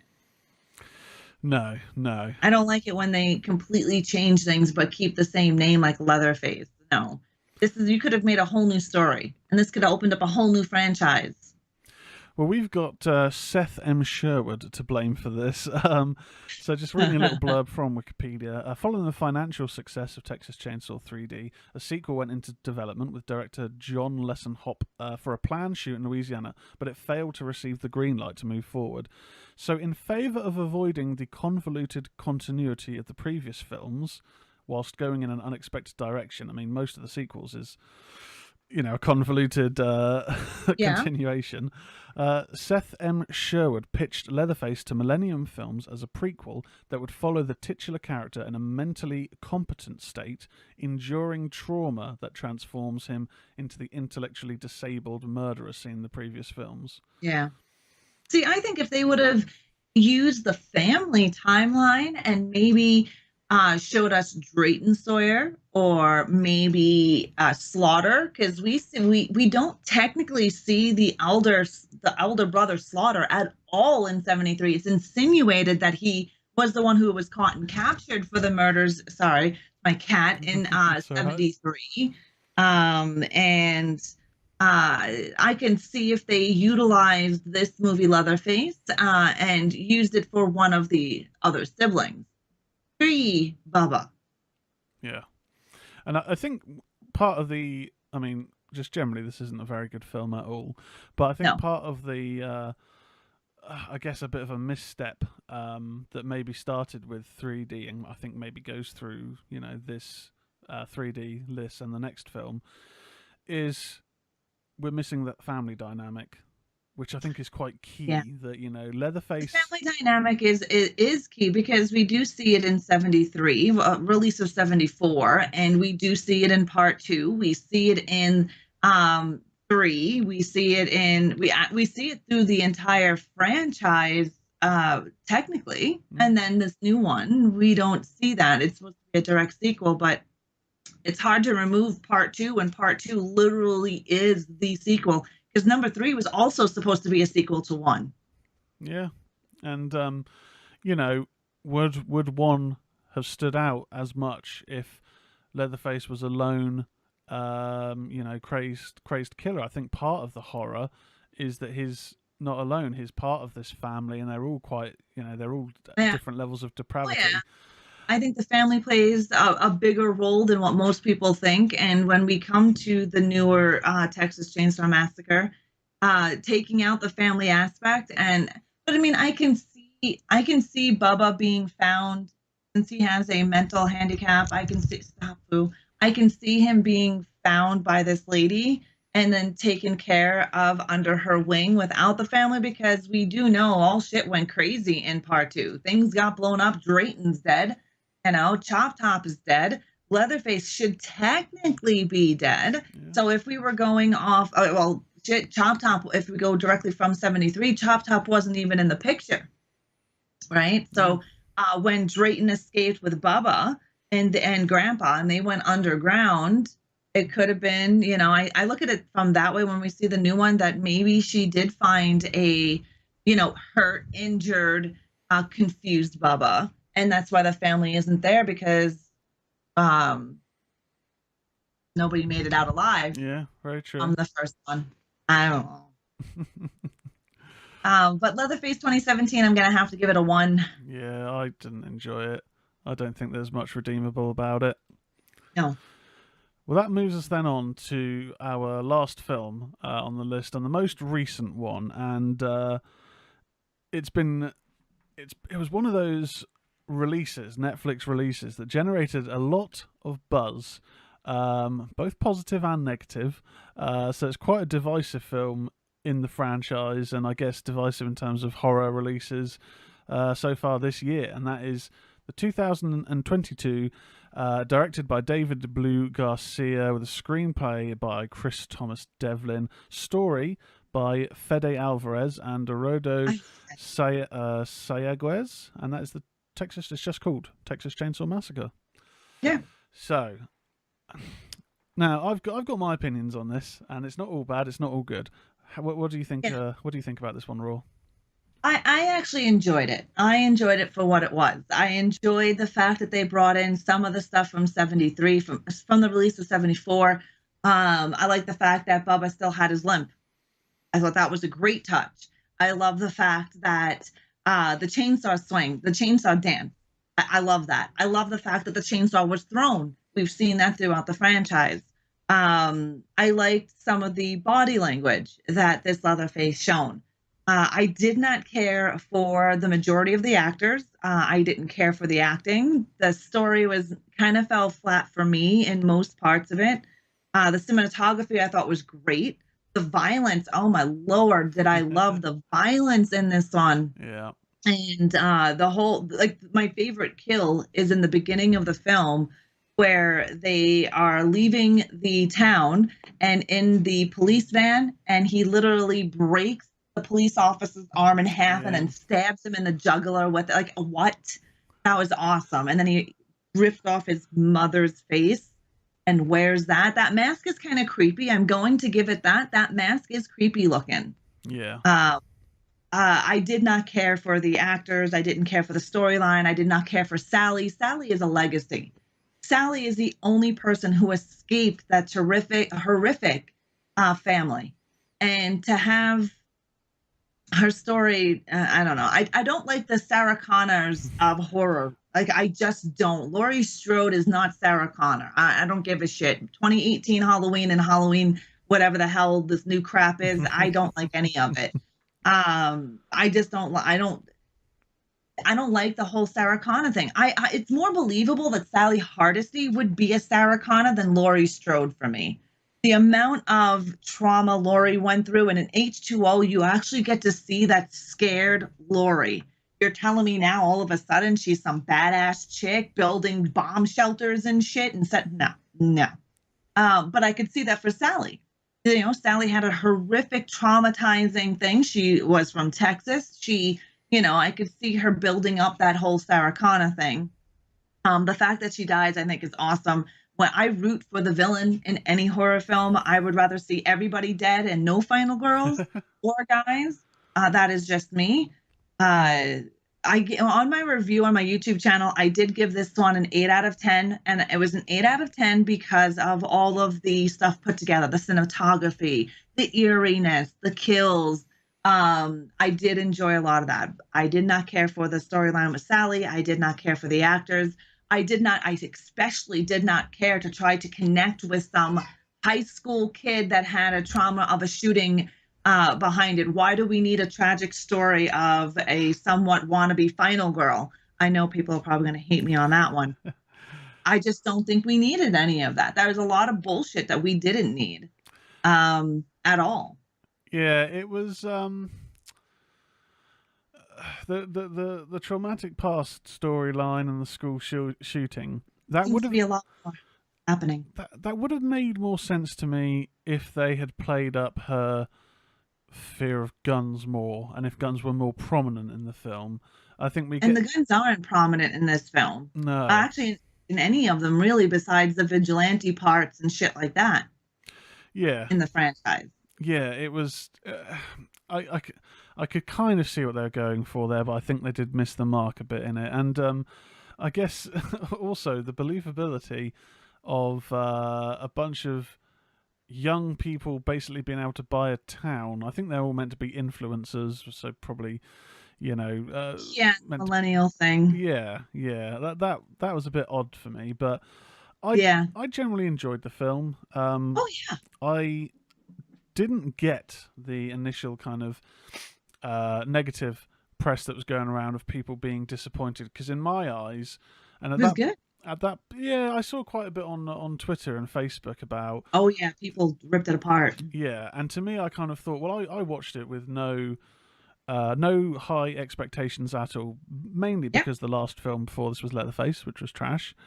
Yep. And I didn't really at that time like Texas Chainsaw Massacre 3D, so my expectations were this can only be good or better. I'm not expecting anything great, but I enjoyed it. I think the only thing that irked me a bit, and it only really irked me near the end, was what they kind of done with Leatherface in the regard of, okay, I can ignore the fact that he's probably in his 70s at this point. If he's living off blood, that might extend his... Think about it.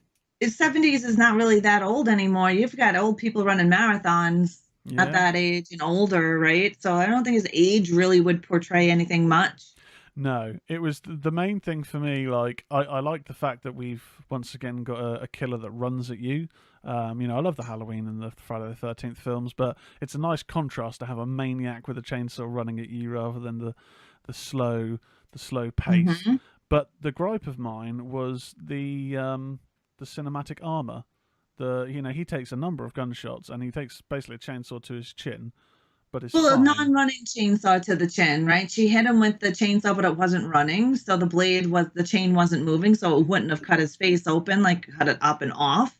The chainsaw was off in that when she hit him, but it's such a little girl picking up a chainsaw of that size and swinging it the way she did.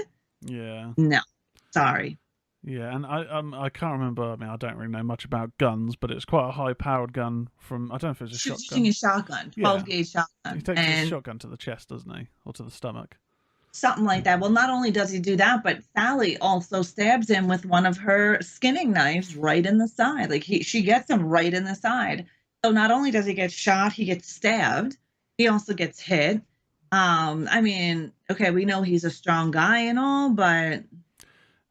There's a few things I didn't care for, and him going into the water and jumping out like Jason Voorhees. That was something I was like, oh, that's a Friday the 13th right there. Yeah. That was my feeling, was what they've done to him in that, mainly in the finale. The rest of the film, I think he was fine, but in that finale, they've done what they've done to Michael in the most recent Halloween films, and that they've made him Jason.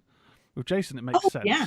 because Oh, yeah. from part Jason's a 6. fast-paced, moving, killing machine. He doesn't give a shit who's in his way. Yeah. He's over-the-top kills, and he is a force to be reckoned with. Michael was never a major force to be reckoned with in his films. He always lurked in the shadows. He was the sheep. He was that thing that you thought you saw, but you weren't really sure if you've seen it, so you're going to investigate it and get murdered. Yeah. Yeah. I don't like the new... I don't even consider them part of the fucking franchise. That's just me. It gets me angry. Sorry for the F word there. That's all right. When I get angry over things, the F starts coming out. I mean, I enjoyed parts of the 2018 Halloween, but Halloween Kills, not only just the whole evil dies tonight constant chanting, but the fact that you've got Michael Myers taking on large groups of people in which he's getting shot and stabbed, and then is coming back even more powerful. I mean, in this third film, when they get to it, Halloween Kills, there's got to be some sort of supernatural. Halloween, yeah. Because I call bullshit on a human being, taking that much damage. Well, the human body, but he's not human. He is supernatural. He is supernatural. His body would be human, but he is supernatural. And I don't think, Halloween Kills. This is Halloween Kills, right? Not Halloween Kills is literally a ripoff of Part 2 Halloween. It is exactly a carbon copy of Part 2. It is no different than Part 2. Laurie Strode did nothing in Part 2 in the original. Yeah. She did nothing in this one. The big fire scene, people dying. Everyone went after Tramer. You remember Tramer in Part 2? That was the mob mentality. And look, Tramer. So the same mob mentality in Halloween Kills, running after a mental patient. It's literally Part 2 of Halloween, just redone with more graphics and more CGI and some firefighters. That's really about it. Yeah, it was the only positive that I will give Halloween Kills was I was very impressed with the 70s scenes. I think they nailed the aesthetic. They got basically what looked like the original Michael Myers in terms of mask, looked spot on to the first, I thought, and mannerisms. But yeah, I like the Dr. Loomis. Yeah, and that he was just like a set designer or someone part of the crew that they were like, we could probably give him some makeup and do the voiceover for him. And I thought that was cool. I didn't like the fact that they made Michael. He's not after Laurie. He's after the window in the house.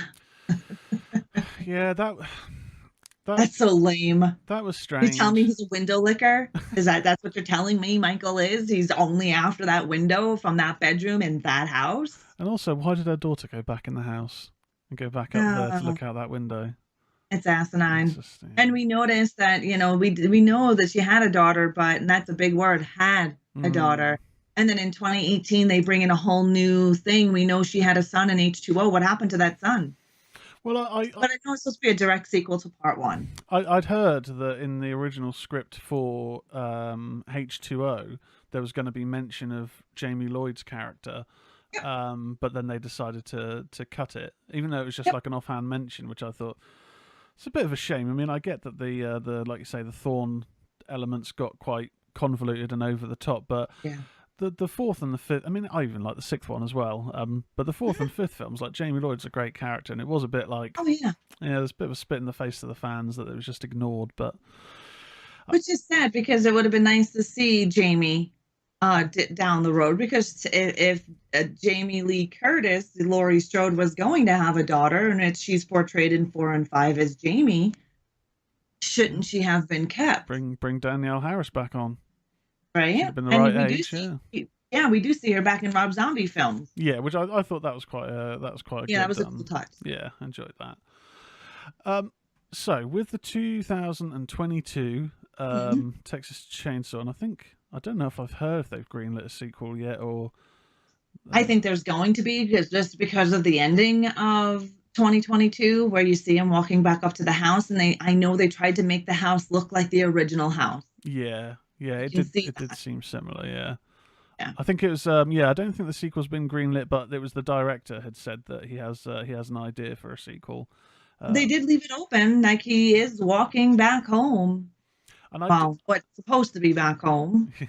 and I admit I did like the kind of the fake out happy ending, where Yeah. the more irritating, I suppose, of the two sisters gets dragged out of the car and just I decapitated. love that kill. I love that kill, and the fact that he's holding her head there, being like, "Yeah, bitch, I still got you." Oh, so good, so good. Yeah, It was really good. I like that. I don't. I mean, I would have been happy if everybody died, except for Leatherface. yeah, yeah. The None whole of the town. characters, none of the characters really kind of stood None of out. them were memorable either.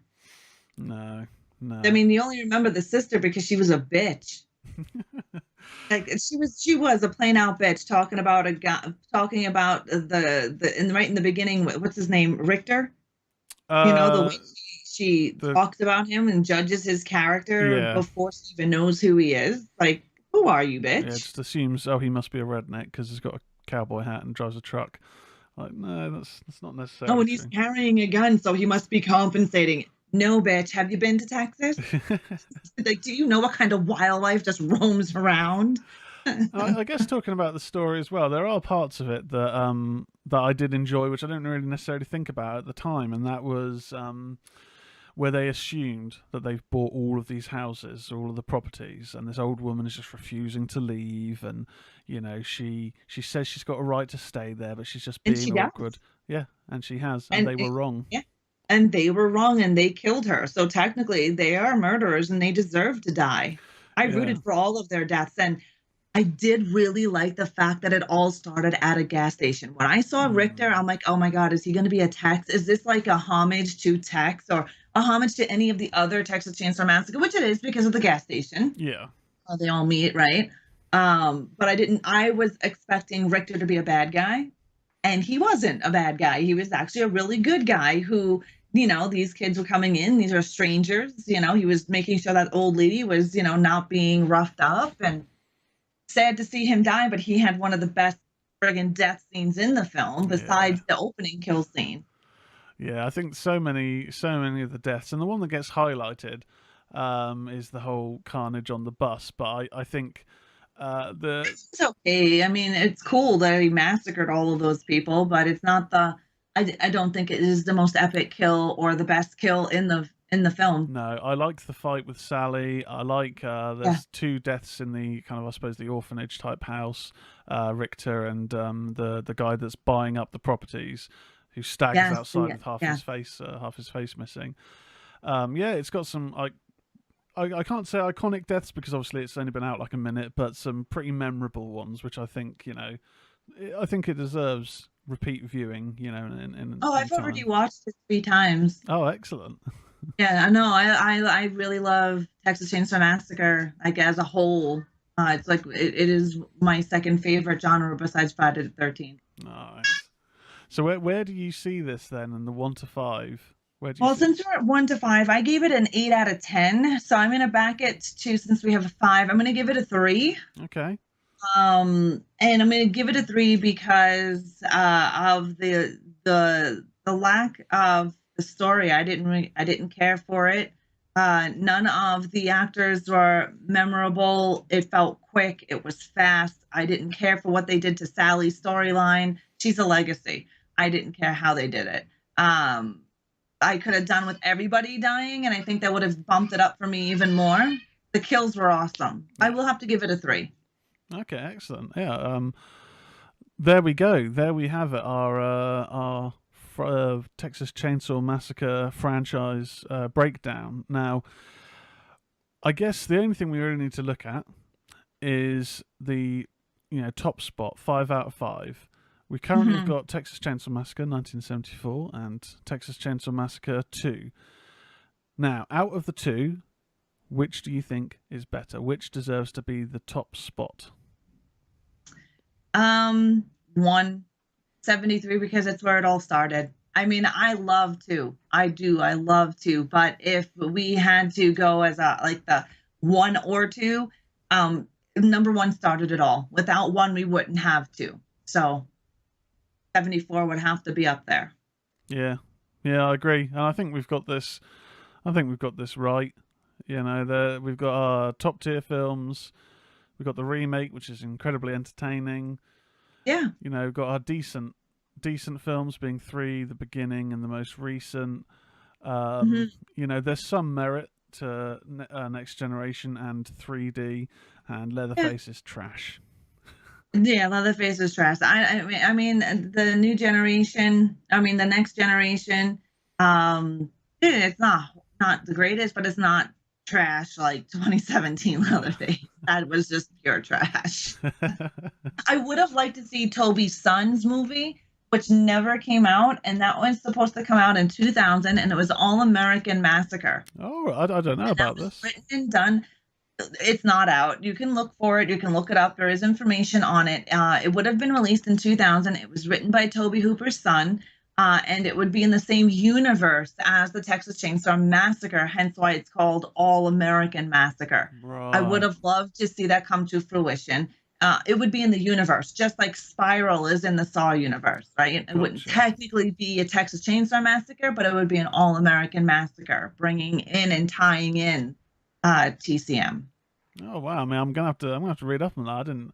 I didn't even know anything Hmm. about that project. Obviously a shame that didn't get to go further. Do you know if they even managed to like kind of start production or? I think they did. Well, you'll be able to find some stuff on it. I do believe that there was supposed to. They started doing stuff for it, and I think they even had casting for it. And I think it might have been the financing Right. um, that would have fell flat for them. Let me see. I'm just trying to see through. No, I have. No, I don't see it at all. I have some notes on it, but that's only because I did a deep dive on my YouTube channel of part one, uh, Texas Chainsaw Massacre, Yeah. and I went through the family line of part one and all that. Oh, But excellent. in 2000, I believe they were just getting things together, and I don't think they were able to come up with financing. Ah, that's a But shame. I think it would have been great. Yes, I Would have mean been fun. that's certainly something which it's I'd have liked to have seen. Oh And yeah. yeah, I suppose that's the bane of most filmmakers, no matter of kind of what stock they come from is finance and kind of you need to Yeah. have a bit of cheddar to get a production rolling and yeah. Unfortunately. But there's been a lot of great films made on super low budgets.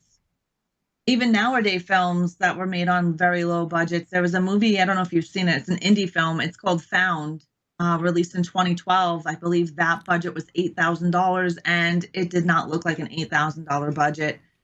Found is about a, a fifth grader, if memory serves me correct, a fifth grader who loves horror, who is bullied and turns to horror as his, blanket, as his comfortability.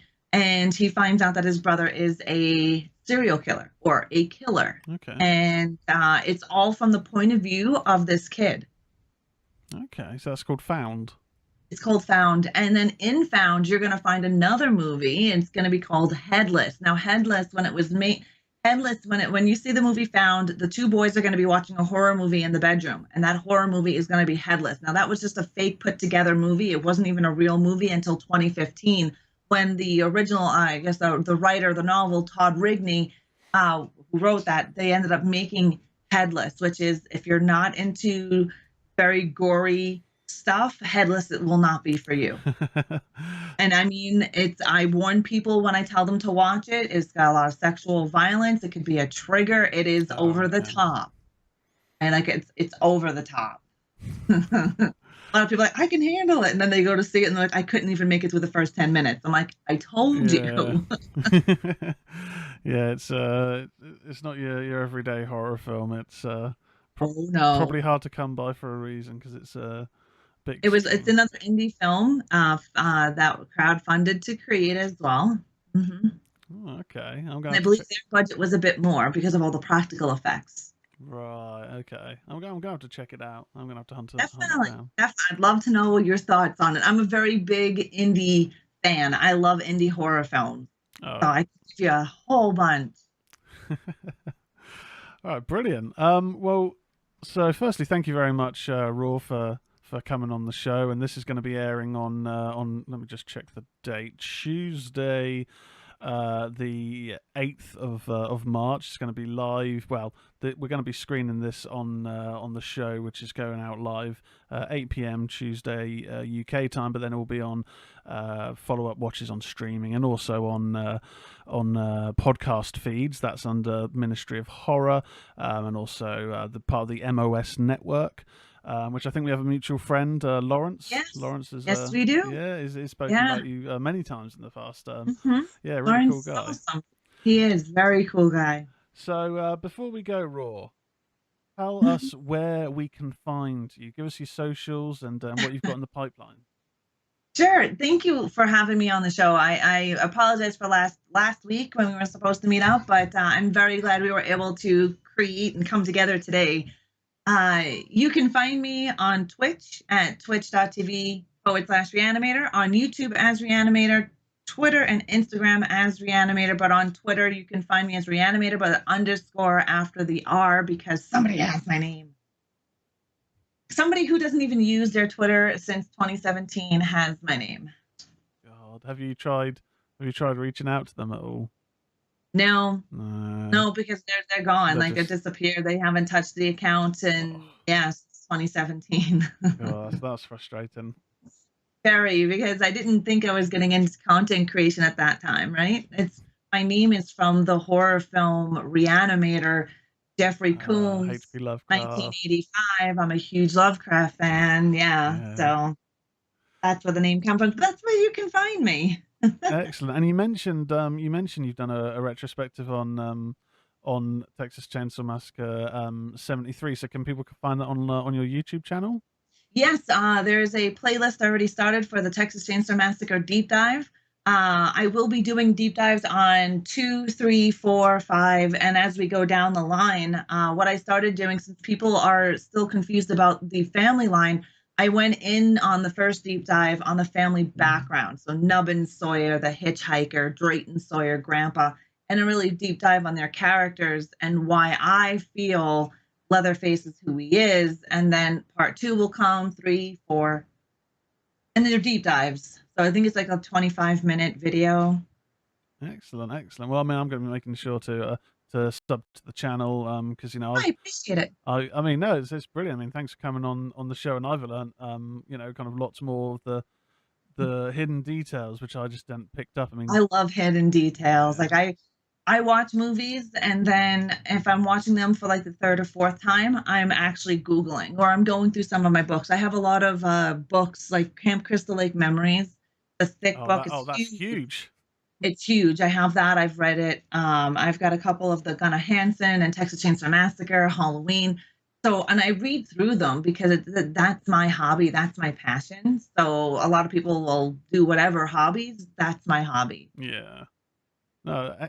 Brilliant. I mean, to me, I kind of think that a hallmark of a good film, or if maybe not good, if just interesting and thought provoking, is if I want to Google it afterwards. If I want to do, I need to do some research. I want to find out a bit more about something that was hinted at. Yeah, no, excellent. Well, that wraps up the interview. And I guess we're going to go back to the live stream in a moment, where I'll be finishing up with whatever details I have and have some plugs for the other shows. But yeah, once again, thank you so much, Reanimator. Thank you for having me on the show. Well, there we go. Seamlessly transitioned back to the live feed. Oh, and my headphone cable is once again being attacked by my dog. I've got to obviously once again give a thank you to ReanimateHer. You had her plugs for her social media feeds. Make sure to check them out. Give them a follow. Really cool to spend time with her. Get an insight into the deeper lore, the Texas Chainsaw Massacre franchise. And I got to give a shout out to Erratic Agent 34 for the raid on the stream. Really cool. Really appreciate that. Thank you. So normally this is the stage where I talk about the show for next week. I've got a few different things in the pipeline, and it's just confirming which week to do which. I've got a chat with Andy at Retro Chat just to, I've got a message. Blah, blah, blah, blah, blah, blah, blah, blah. Yeah, okay, cool, cool. I'm gonna arrange a date to do a show looking at the X-Files episode Home, which kind of has a similar tone to Texas Chainsaw Massacre franchise. We haven't got a date set for that. I think we were looking at either this next week coming or maybe a couple of weeks down the line. Going to look to confirm that. I'm going to drop a message to Crimson Mel, who's in the chat, and I really appreciate him joining the streams. See if we can get something arranged. I've spoken with Necro Eric, looking at the films of Peter Cushing. I also got my friend Dean Jovey want to look at the Friday the 13th and Halloween films together and do maybe a ranking list, a tier list on both of those. So yeah, there's a few shows in the pipeline, and I'm gonna have to hit up my man Erratic Agent 34 again, see if he'd like to come back on the show. We had a really good episode a few weeks back looking at the zombie films, so I'm sure we've got plenty of other films we can look at, whether it's comparing top fives again, which is a lot of fun, or even just deep dive discussions. So check out the socials. Twitter is ministry_horror. That's where you're probably going to get the up to date news from me. Also, Ministry of Horror on Facebook, Ministry-of-Horror on Discord, and obviously the MOS Network. Check out tomorrow, 7 p.m. I believe, a retro chat with Andy. His weekly show is always really good, really informative. And of course, you got the Ministry of Slam coming this Sunday, as per usual. I expect to see all you guys there in the chat, because I always have a great time listening along, having a vape, having a drink on a Sunday, just having a nice chill time and having a good laugh with the guys. So this will be going on podcast feeds, maybe after this. I have got to be up in a few hours for work, but I'll try and get the podcast feed up by tomorrow. But yeah, thanks again, and see you around.